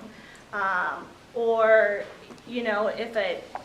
if a lot of times I would just say, go take time, I'm going to cover your class, just to give that teacher the support that they need after whatever has happened. Like I said, there's a million scenarios that we could name here. And also giving that student what they want, contacting parents, making sure that there is a good partnership with home. We just give the people what they need. Yeah, I think in addition to that, our elementary schools have teams, crisis teams that are CPI trained and how to respond to students who may be escalated. But the goal would be to, as the administrator, to be the person in there if there is a student who is the most escalated. Like as a building principal, we want to be with that student, so that way the teachers aren't the ones that have to be supporting that as much. But we have a team for that though. But it's also important to communicate with that team and make sure you're supporting one another. And if someone needs a break, that you can switch out. And revisit with the team to make sure that the plan that you have is working, and if it's not, to put whatever in place that needs to happen to help that teacher and student be successful. So the immediate response is to tap them out, so to speak, get them out of the setting. We're talking about the teacher now. Make sure they can kind of get themselves collected. What other steps? I mean, before we introduce the student and the teacher back in the same setting, or is there anything else that we do to kind of make sure as they come back together that they're ready to be successful? Well, there are several protocols that we put in place to make sure that a kid is ready to learn again, whether it be an in-school suspension, out-of-school suspension. Maybe they just need time, depending on how they cycle, to show us that they're ready to learn before the student is introduced back again to the classroom and their peers and the teacher. Yeah, sometimes there's a transition meeting before the student's allowed to come back with parents involved. Sometimes there's a parent meeting in addition to that as well. So that, again, we have a wide array of, just depending on what the behavior was, of steps that we would take. Secondary would be similar to that as well. It could even, with more options, and Todd can add if he wants to too. If the situation is unrepairable, then we can always have them changed to another class too, with a different teacher as well if we needed to. But we would do the same thing, whether the teacher needed just the rest of that period off, or even if they needed the rest of the day off, then we would make sure that we could find coverage so that the teacher can get themselves back together. Or even if, it was a worst case scenario, they had to go see the nurse, they can go see the nurse. I mean, we would cover the class. When the students is in the classroom and then the principal comes in there, to try to de-escalate, then is there a place for them to de-escalate with that student other than that classroom? Like, does every building have some place like that, or would you just use the principal's office? It's all situational too, because sometimes they may not want to leave the classroom. I was So gonna that's say, why you would want to clear the classroom and, Right. and immediately deal with it in the classroom. Or if they're willing to go, we can take them to the conference room in the office. You can take them to an The first thing available you room would that's want to empty. do would be to get the student out of the situation, Right. and not remove the entire class, but sometimes they're not always willing to. Right. Leave at that moment when they're escalated. Sometimes they'll go up to the counseling, student services, just depends where they have a comfort level too, in order to try to de-escalate. So I have multiple teachers I've worked with, and there's two, I'm going to give you two examples. Everything is down to a science. There's not an issue with getting the response team there. There's not an issue. There's absolute great principal support. That's not the problem. I had a 45-minute discussion with a teacher on Friday at 4:30 in the afternoon, because that was the first time she could collect herself to call me, and we're going to talk again this afternoon.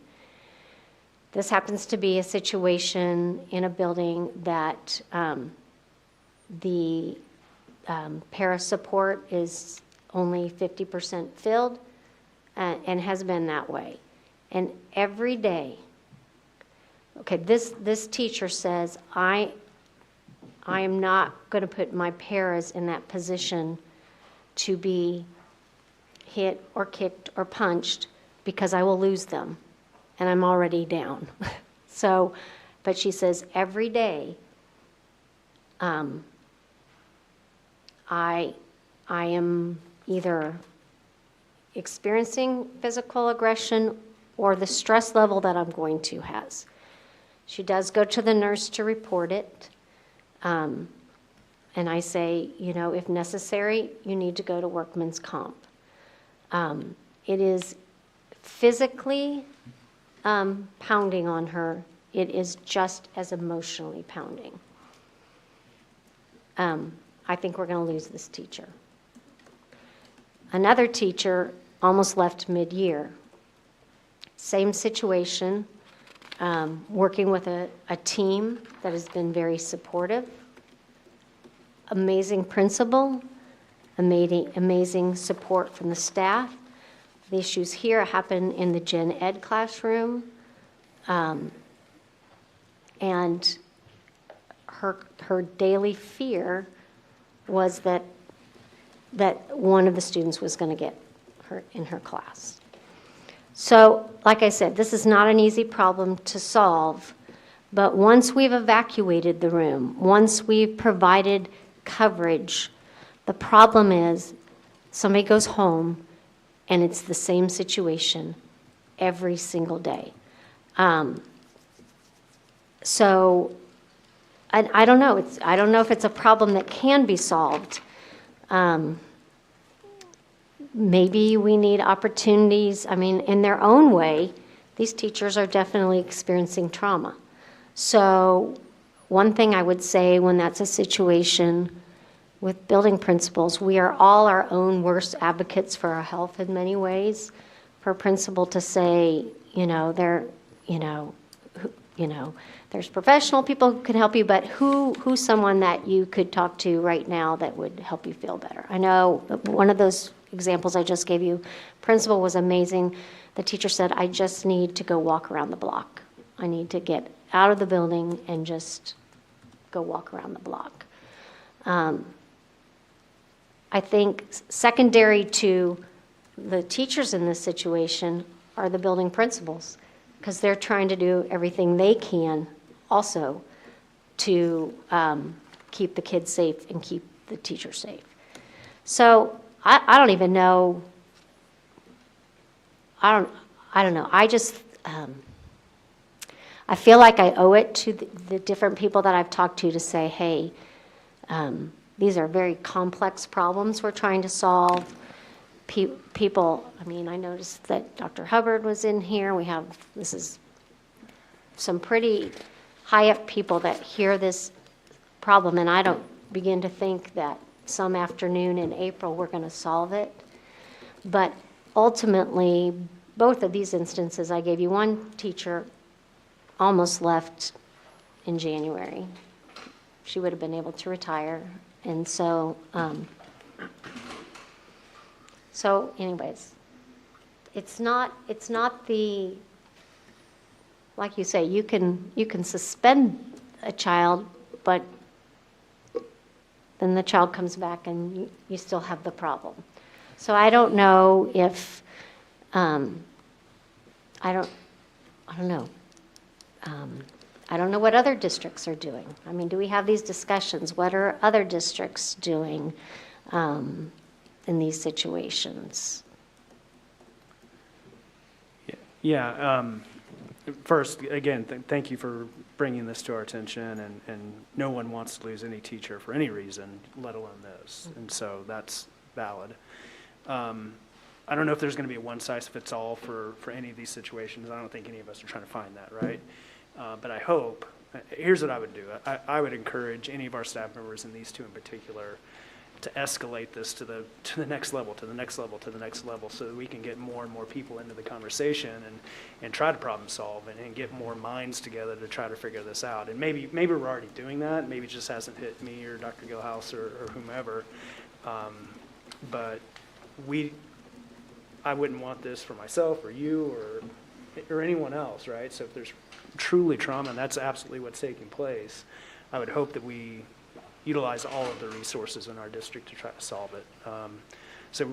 And again, to your point, I think we have mechanisms in place and processes in place to fit the standard, student aggression piece, but the day in, day out, and wondering if it's going to happen the next day, that seems to be a bigger thing that we need to get more minds around the table. So without knowing the specific in this, and this is certainly not the arena to talk specifics about a situation, but please, let's escalate that to the next level. Yeah, I think maybe something that could come from this IBB is that we're going to look at this issue and, I don't think this is something we're trying to get into the contract, but what kind of commitment can we make as to how we just begin to gather those resources, or how we begin to look, can we say, is there a certain setup in a classroom where, or can we make sure that there's, what do you call them, can we staff recovery rooms? Can we do that? Can we have a protocol that we go through when someone's been, experienced this during a day, that maybe not their building principal, because we all want to feel like we can do the job, but somebody that would say, hey, this is just a normal protocol that we go through when someone has had, we do that when you've been actually physically, hey, we go through, we decide whether we think, we should send you to workman's comp, or you need to see a doctor. Same thing. I have the malfunctioning little microphone, sorry, OCD, but, just mental health wise, how do you feel about coming back to that classroom tomorrow? What needs to be in place? And I think that'd be great to not say that we're going to take some time, and I think we could bring in certainly some people that we have with that expertise who already work with our district.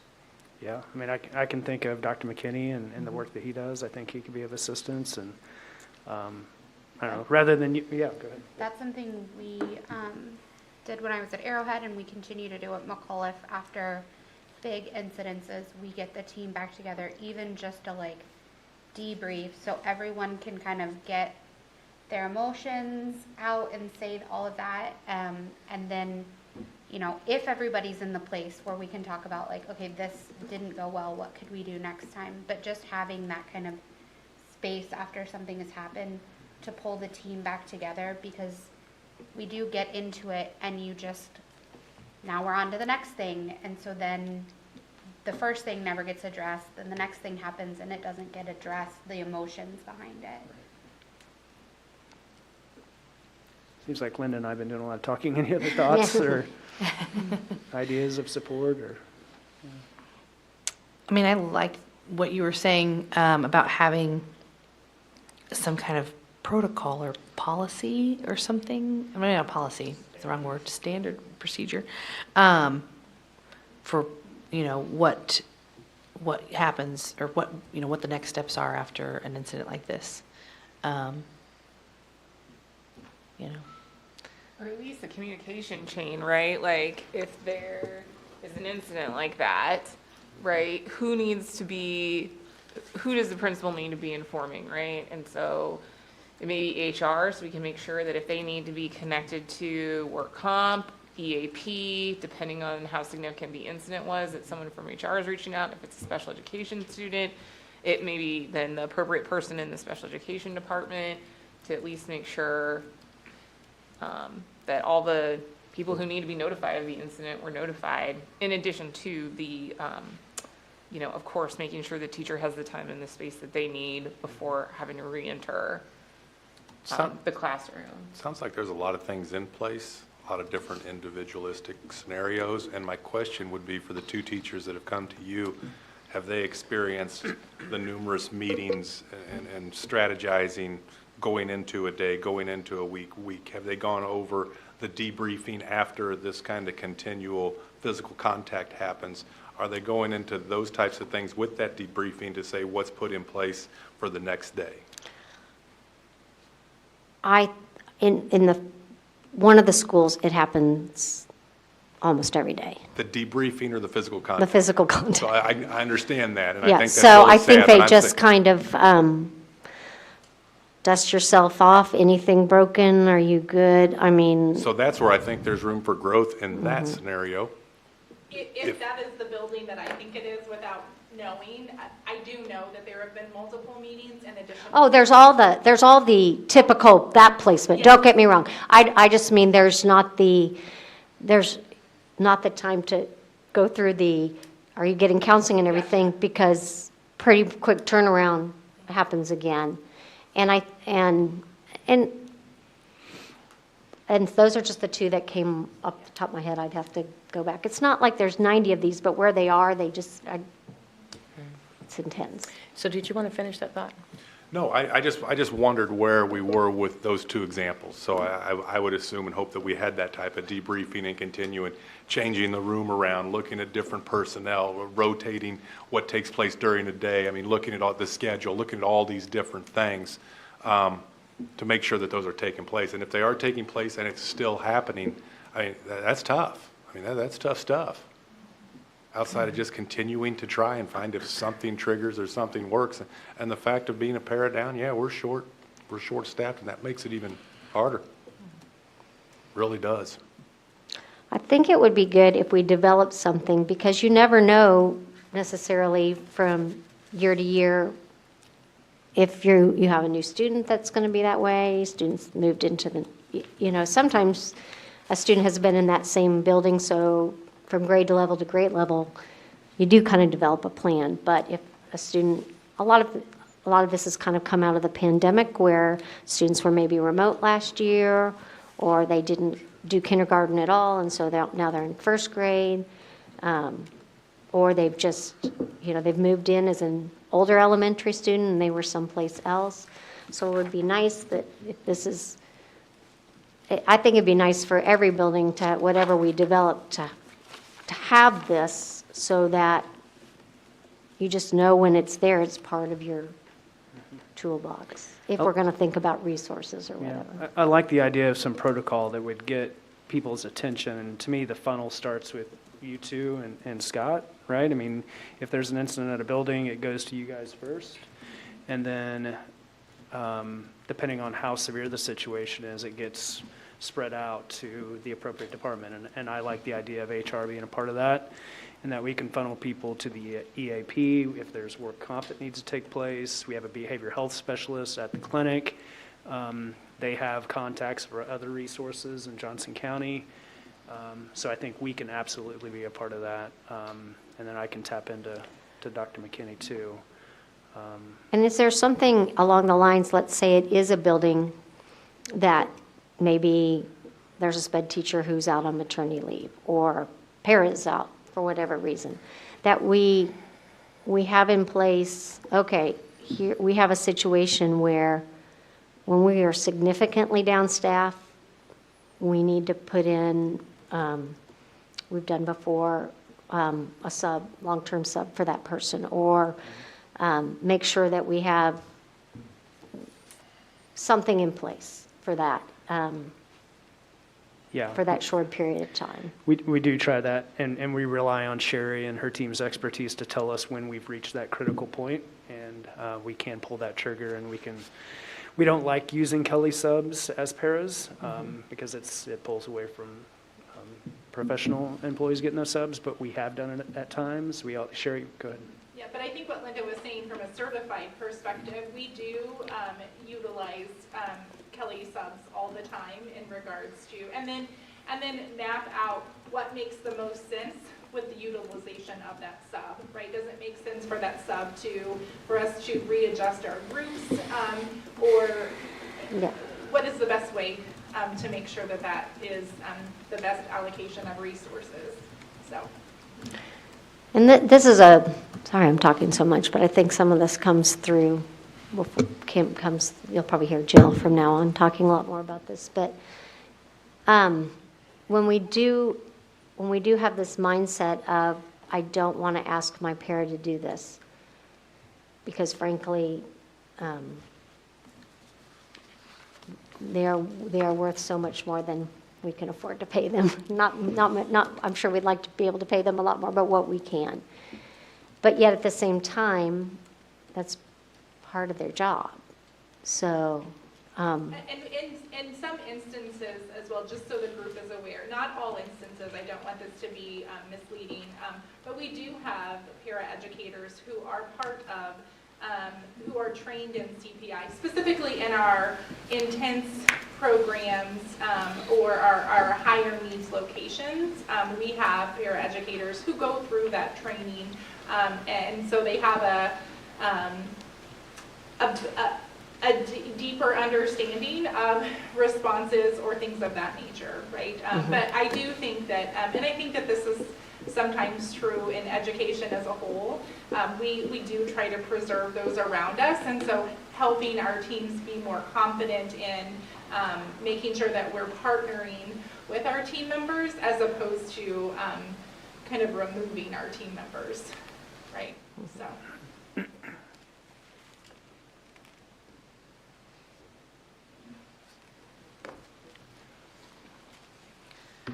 So, I mean, I'm sort of taking some notes because I feel like some brainstorming on solutions has been happening a little bit and just good dialogue.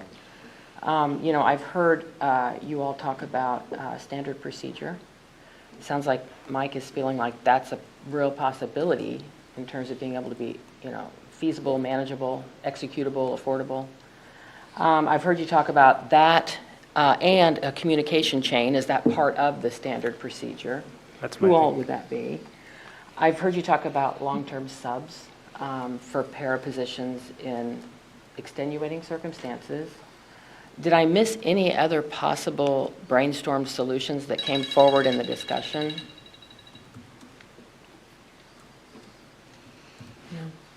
I wish I had a better idea. I didn't hear maybe like a support protocol for staff involved. Whether that be involving like a social worker to help go through a protocol with the adults involved, or creating kind of what Lindsay shared, a debriefing opportunity. That, or I don't know, like part of the command, chain of command, like of looping in some of our service providers just to do, it's like staff check-in as, you know, like, hey, this has been happening a lot. Can you, as an outside provider, check in with them? Would these be things that might be part of the standard operating procedures, or is a standalone support item for teachers? And anybody can say what they think about that. I don't know. You're kind of just putting. Yeah.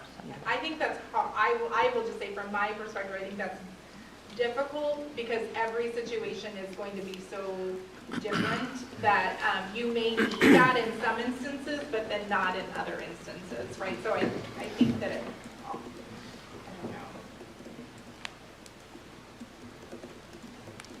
I'm going to do just a quick 236 time check. This certainly doesn't feel like something you all want to just rush, but I do want to say, are there some homework assignments that can be done that somebody can bring something, or a small group could bring something back that takes some of these ideas, work something up that you all maybe want to look at? Is it something you would maybe task the folks that are sort of already in this world to try to take your input and do, or is this something maybe What do you think? What thoughts are you having about where you go with this? Yeah, I think I'd be personally happy to work with the group on coming up with something, some of the solutions we discussed, framework and It protocol. seems like we have a protocol for everything. Are we looking for a protocol of just the physical contact when a teacher is involved with a student? Are we looking at 2 times? What are the first step? We're going to the principal, the teacher's going to the nurse is going to follow up to see if we need workman's compensation, or the principal, both of them are, they're trained in going from that step. Do we look at what it looks like for the next day? What's the plan in place? So, I mean, is there a general umbrella of protocol that we could at least begin? And obviously, that's going to narrow down significantly based on the severity, the number of times it happens. I'm not looking at the one-off. I think we already handle that. There's a scuffle in the hallway, you get pushed, you go down, you sprained your ankle, you're going to go to the nurse is going to help you through that process. I'm talking about that it's just going to happen. It's going to happen that week, might happen twice that week, and because it's been going on that way, and so that's what makes it harder. I mean, if it's one time, that's a trial enough as it is, and so that's why I think we've kind of started some thought here, but I think we could get some input from within our district and from without our district, and just try to kind of make a plan when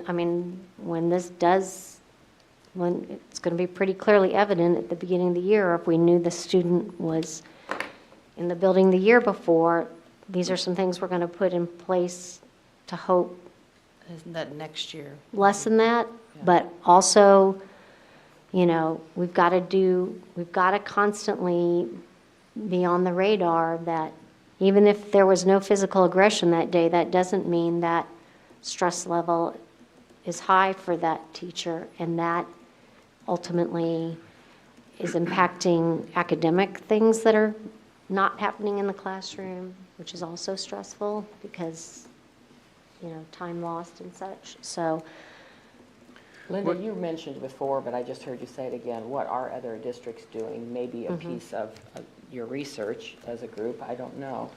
But I do want to make sure that everybody is talking about the same thing, because I guess I was hearing this and I was thinking about, standard operating procedures or protocols for when a teacher comes in contact, a student hurts a teacher, right? But then I was also thinking to myself, as facilitator, is this group getting ready to do district-wide policy things and district-wide procedures based on, just one scenario that doesn't happen very often, meaning the teacher that's hit every day? And I thought, no, you all are talking about a procedure for every time a teacher comes in contact with an aggressive student. But then I think I just now heard you say that you really you're really talking about the teacher that is just having, it's a given she's going to get right, every because day. I do think there are things in place. If, today you happen to, a young student just knocked you, actually, and you tripped over something, hurt your knee or whatever, as opposed to the physical and the subsequent emotional distress that happens on days when there's no physical aggression, but it's coming, and then when you actually are hurt. So I guess I would say it's when you all go with this on where you want to go with it, I would say that you're going to have to really be cautious. Are we taking like a big, wide approach to apply to every situation when really we just want an approach to apply to the rarer but regular contact that's happening? And then if that's the case, then would there be a process to brainstorm how to reduce how frequently that happens? I kind of think or wonder, when you were saying earlier, Mike, about should this be escalated almost like to the highest level of district personnel, when do we know that that's what needs to happen? Should that have happened? Should we be doing that now? instead of a new protocol for these chronic aggressive behaviors, more of like, okay, we've done all the things that we already had in place, all the protocols we have, and it's still happening. When do we go above the principal, I guess is what my question is. Is that kind of what you were thinking? Yeah, I think what I'm thinking is that we have this workflow of responses and supports that we would provide as this escalates into a more chronic or a very chronic situation. Can I right? stop So- you there just to yeah. verify? I don't want to interrupt, but I think it's important to understand. The protocol that you're talking about or the workflow that you're talking about is a workflow that would apply to any or every teacher and any time that they have an aggressive student, contact with an aggressive student. And then would it also then incorporate procedures that might be further or have like go in a- a different direction if it's a chronic situation? Yeah, I don't know if we're going to be able to address every student contact that happens in this district, right? I mean, there's just so many, whether it be a I think that skirmish in is the handled, hallway yeah. to whatever. I don't think that's what we're talking about. We're talking about the more chronic things. Okay. And I guess from my standpoint, if it's 1, if it's 2, or if it's 50, right? We need to, I want to put something on paper to be able to say, this is what we're doing in response to this.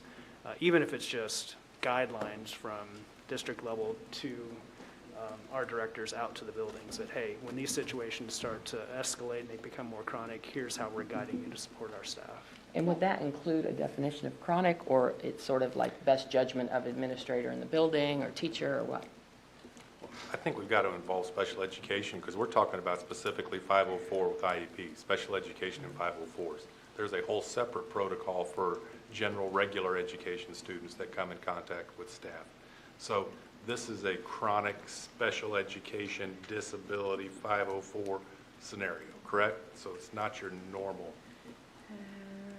I'd say maybe, because I would say that we could have general education students who haven't been identified, who maybe have experienced some trauma or something that has occurred that has triggered some large responses, right? That they may become eligible for special education or a 504, but are not currently eligible, right? So I think the tricky piece in full transparency is that we need to create, what I'm hearing is the need to create something from a global perspective that then we could then take and then individualize to each case, because we can't say that for every special education student we would do X, right? Because then that eliminates, and I know you're not asking. Yeah, for because that. I'm not focusing on what we do with the students. Right.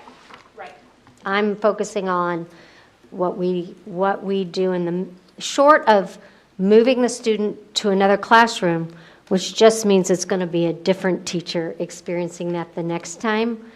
What are we doing? Because obviously, we want to keep the staff person. And I have heard from multiple leaders in this district that they agree. We don't think a staff member should have to come to work every day and just endure that. And we're not going to solve that problem, but what can we do to help, help people, yeah. Mike, were you sort of thinking that workflow would be all about just the teacher? 100%. And I think some of it's going to be involve the student, right? Well, I agree that moving the kid may impact a different student, but it may, a change of scenery might help too, right? So I think some of our supports and responses could involve the student, but really the focus will be on the teacher. If our department's going to take it on, I think that would be the focus. Okay. And I think we can work through our resources in KNEA to see what other districts are doing from that staff person angle, not only locally, but other places.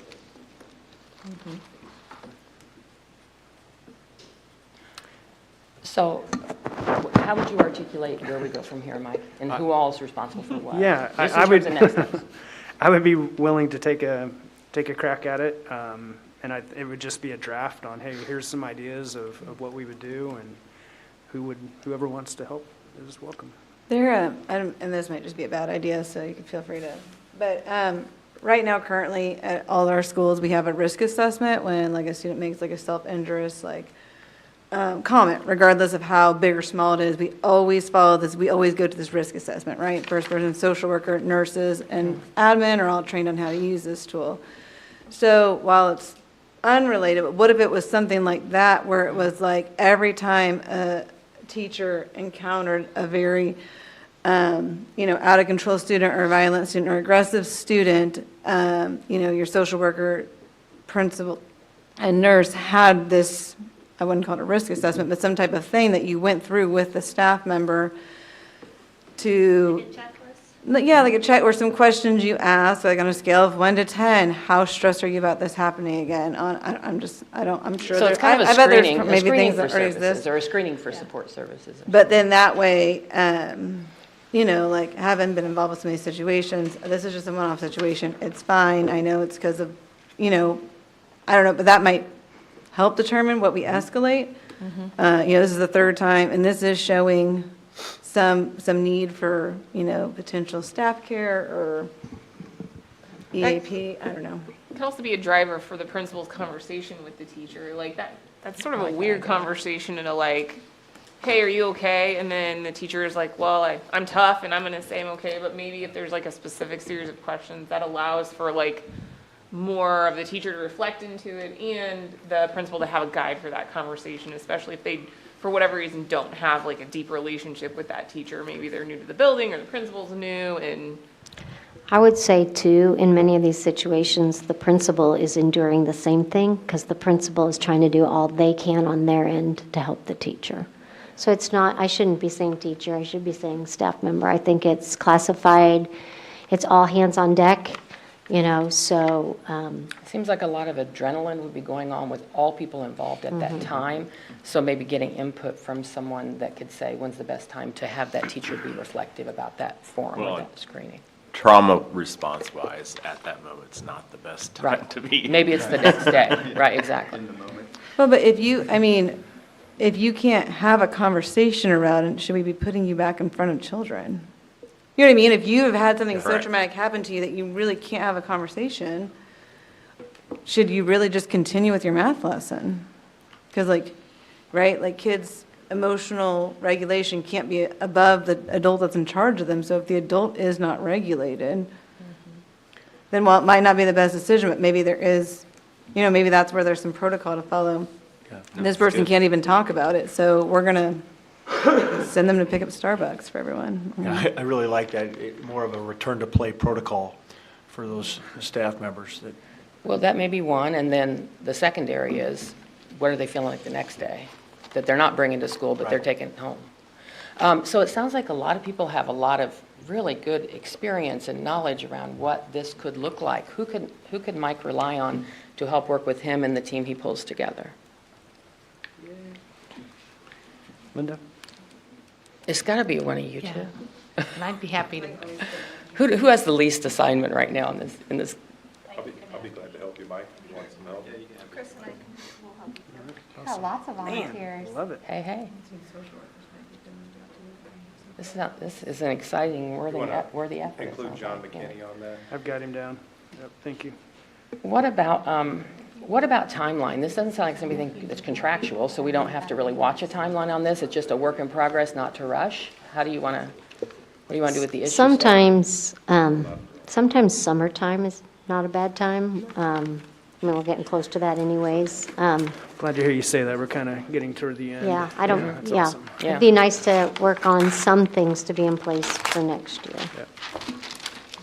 Lindsay, are you going to put notes on the issue statement? We all think we'll remember everything that we did, but, I had She that is, up mine's there. trying oh, okay, I Down didn't see the below. below. Gotcha. Just trying to. I'm sorry, I missed that. Is this something that we're looking at to be in place for next school year and not necessarily pending on negotiations? Yes. It's not a negotiation. Okay, perfect. I Yeah. just wanted to get clarification. I'm not even sure this summer we'll be able to totally solve it, but we can find some things to try. We can start a process in place, and at least the discussions will be happening more, so yes. I appreciate the discussion, I really do. I think you get sometimes we don't even know the resources that are available already. Okay, so folks, it's 2:51. I don't know if you want to have our guests stay, or if you want to go ahead and let them get back to whatever they need No, I to do to think wrap up their day. I think we're good. Okay, Yes, guys. thank We wanted to you. decide if we wanted to do another Yeah. day. Well, do you want to take a look at NEA 4 and NEA 3? You said we're not sure we're done with, so would it make sense to just confirm if there is work to do on that before you look and see if you need another day at this point? Yeah, that's, Because that seemed to work out. Do you guys have a quicker than hard I thought. stop time at 3? Hard stop. I have a meeting, but I can be late to it. And we go into executive session at 4, so we don't have much time for, Right, yeah, I just wanted to, yeah, I need some time before executive session. to prepare what I'm gonna so you're wanting to. So we 301. have the MOU for NEA 4, What was the issue topic? What was the topic? staffing and caseloads. So that part, that's one part of it. I think we just need to go through all of the pieces and make sure that we're at where we want to be. I can.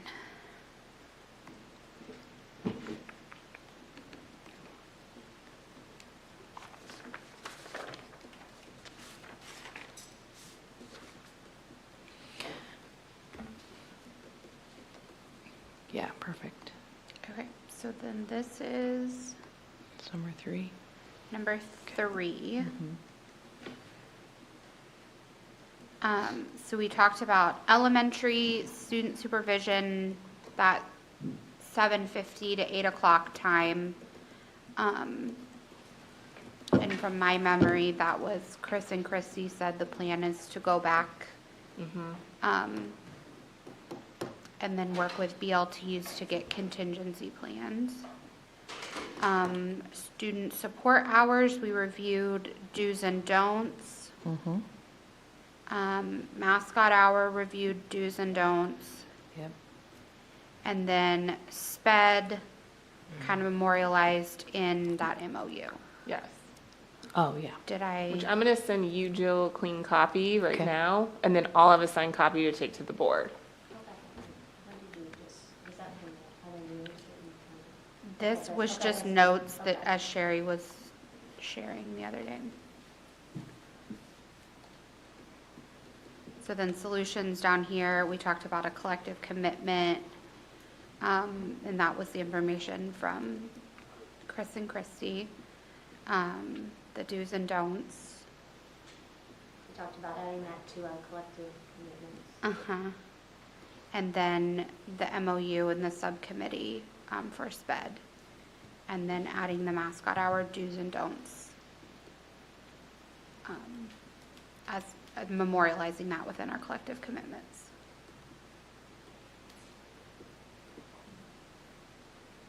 Sound good? Yeah.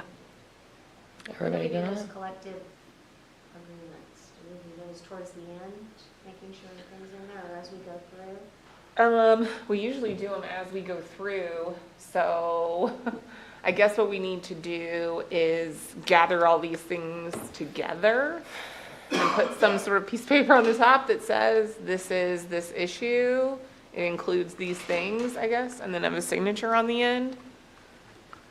And Yeah, we like could- with like the do's and don'ts. Yeah, like with that just the- attaches all the documents on the back that are associated with this issue. Yeah. The draft communication. Yeah. About. Which if you want, I can do that, and then we can have Jay prepare that for signature at our April 26th meeting. I can work on, and I'll just do a real, because a lot of times those collective commitments are pretty short, but I can just say the attached documents, something, something, signatures, and then we'll have that all together for this issue. Okay. And then sorry, am I going too fast? I can go back to 3. You're fine. 4 was ensuring lunch and plan. And I think when we talked about that, we said, we need to find out. Are there special ed teachers that are continually not taking a 25-minute lunch and continually not getting their plan time? And do they have that scheduled, so, Building that schedule for next year, discussions. right. So it's more like they need to tell us Yeah. so that we can Or tell their adjust it. tell their building rep is really, Tell their building rep. and we can work on that at our Yeah. April rep council, so that as schedules are being built for next year, those are built in. Right. Right, that lunch and plan are built into the schedule, yeah. Lindsay, if you scroll down, are there other solutions? Okay. So we had staff who are working during plan and lunch, they need to tell administrator/coordinator so it can be resolved. You know, how are we giving it back, and that was in the administrative handbook, or maybe looking at it going in there.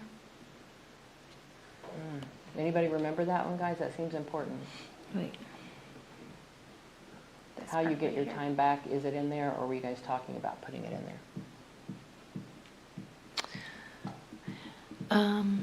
Well, I know that Dr.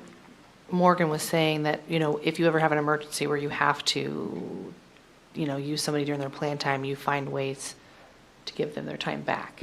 So thinking that might be like a suggestion to all principals, if possible. Who does the handbook now, the administrative handbook? Is that Chris, Christie, and Scott? It was, or is that the one, the administrative handbook? Okay. So maybe that's something you could just bring to that group? And then we could follow up with Sherry, just, as part of those check-in monthly meetings, if that would just be a question they throw out to their staff. But specifically, that Chris, Christie, and Scott, would have discussions with the principals over those topics as well, too. And I think for the, trying to put in a handbook as a policy or guideline, an instance or a scenario of emergency, that's tough. I'd like to think that would fall under common sense. Yeah. I would. I'm not trying to be smart aleck, No. but really just work with. So maybe that's just something when they have their principals meeting at the beginning of the year, just say, this is something that came to the table this summer, just. It doesn't have to wait till, Yeah. I think those are things that should be refreshed and discussed amongst directors, principals, with each other as they deal with different scenarios. Yeah, I would echo that that's kind of a common sense move on how to work with your staff members. But we also talked about principals being intentional and having those discussions, ongoing discussions with those staff members, making sure that they're taking their lunch, making sure they're not self-inflicting some of those wounds during that time. So I think that the intentional part on the building leaders is that they're checking in frequently with those staff members. And the biggest thing, communication with the principals is as important as any. I mean, I may not, as a principal, know if somebody had to take an emergency and leave. They may have touched base with their DC and it was so big that they just did an associate principal. It may have never gotten to me. So that communication, they're like, well, he never came and talked to me. So I just think if we don't have that line of communication open, we can't get back. We can't get back. Agree.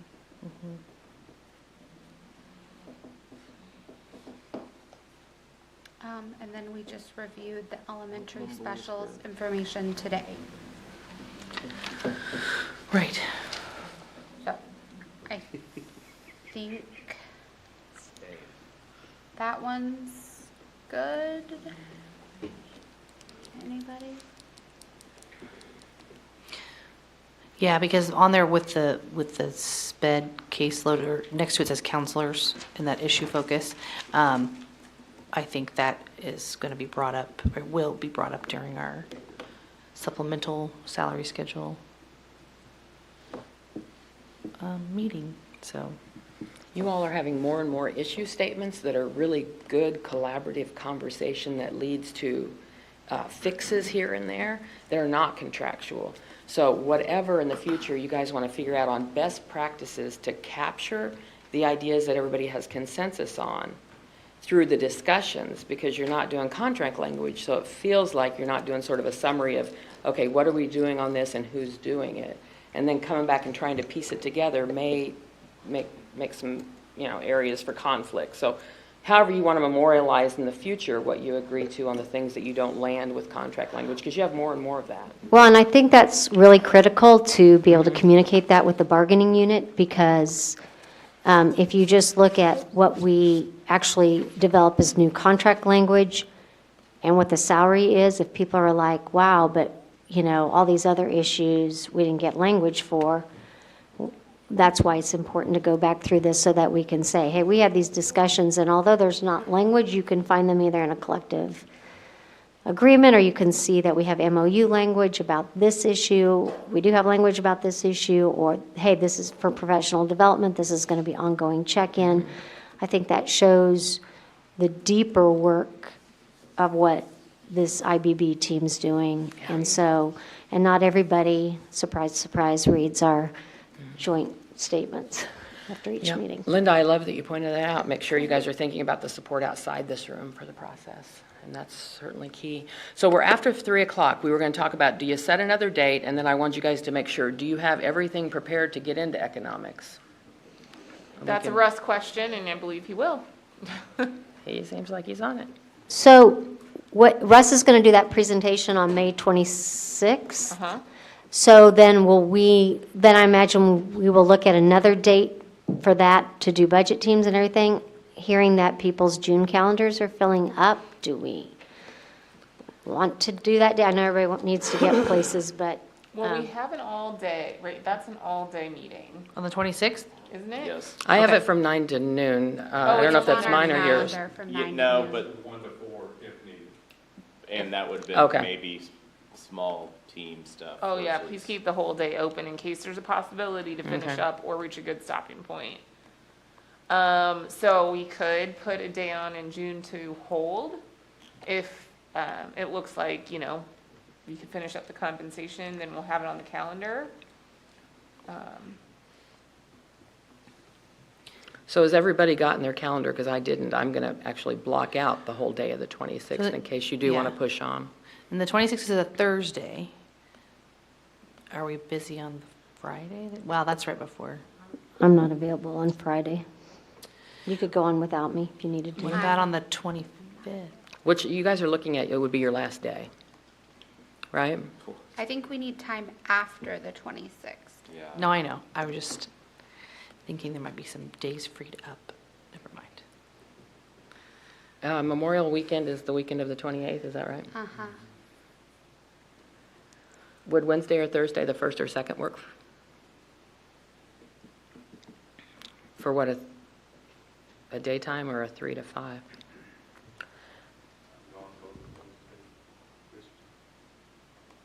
Okay. Did we already say the 31st wasn't good of May? I have a 3 o'clock. If you do it during the day, I can do 31st. Tuesday, the 31st?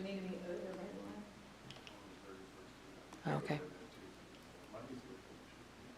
That's Memorial Day. Monday's not good.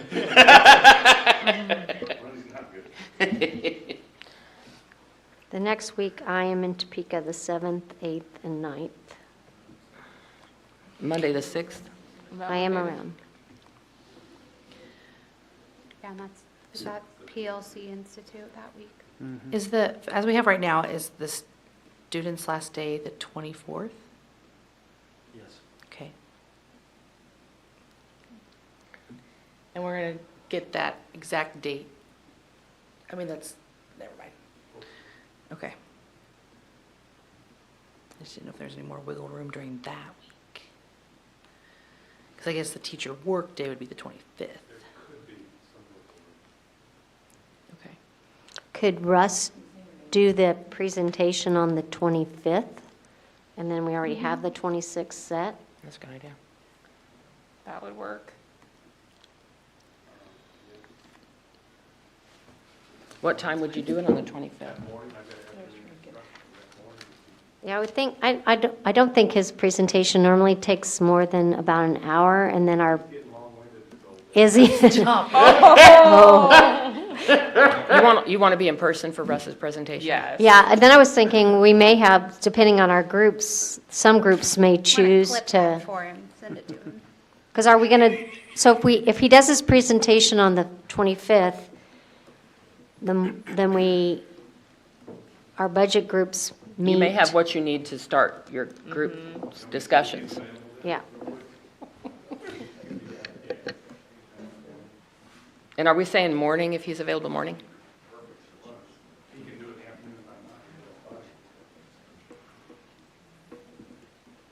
You don't have to be there on that work day. Oh, he has to be there. Oh, no. Yeah, it does. Guys, are we still being broadcast? Yes. What you we would just hear the budget and then whoever group you were on, you know what I mean? We might, like Abby has to be gone by 1, but we could meet later in the day or whatever. So, Once you have your groups, you could figure out when, where. I mean, that's what you did Yeah. last time. I think you had some out of, so maybe we should figure out our groups. We don't have to sit here and do that, but maybe Jill and Rachel can do that so that on the 25th, you could let the groups know and we could start figuring out what's our availability on that time. prior to the 25th, yeah.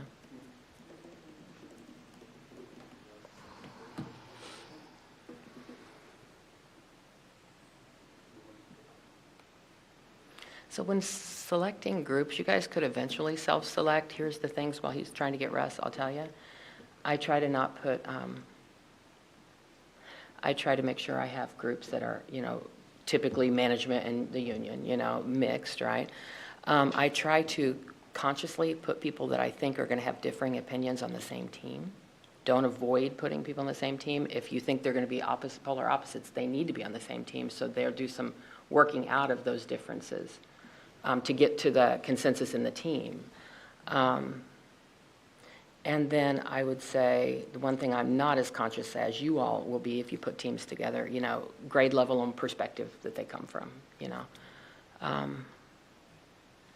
But that's it. I just try to make sure I'm not putting people that all agree on the same team. That should not be. And maybe mix up teams from before, too. Oh, just yeah, so different that you teams. get different. I don't even know who your perspectives. teams were last time, once we did it. I mean, we probably have it in notes somewhere.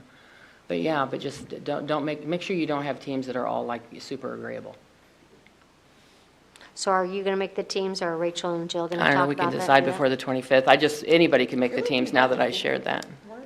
We were on the same team. I mean, we could have pretty close to what we've had. I mean, obviously a good distribution of district and NEA, And you have some new people. Yeah.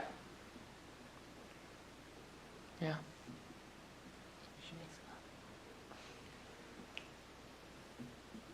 And two strong people are on the same team are always good. Because if a really strong person is the only strong person on a team, the people that aren't as assertive or pushy or can push forward, they might be a little more, they'll be less active, right? So, I don't know. It is no science, it is no art, it is just mix and match with that stuff in mind. Okay. Should we all block the 25th? If that doesn't work out, figure something else, and we all are holding the 26th, knowing we could also go late on the 26th.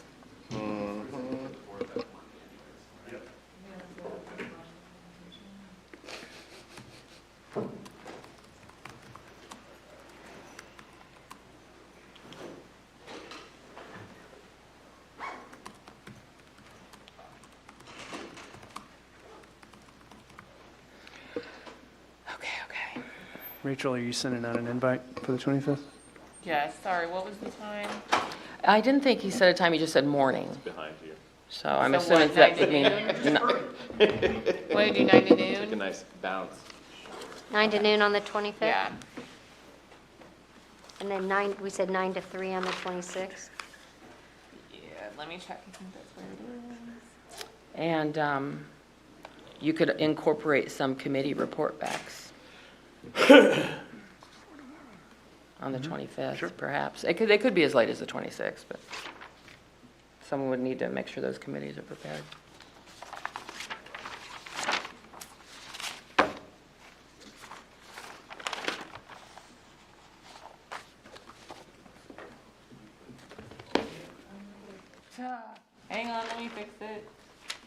Guys, I love the product, the outcome of your IBB work is exactly why the organizations could do IBB. You always come up with the best solution, minus power, without what was the solution we could win, what was the solution we compromised on. You always land on what's the solution that's best for the problem. I just love that you guys are that good.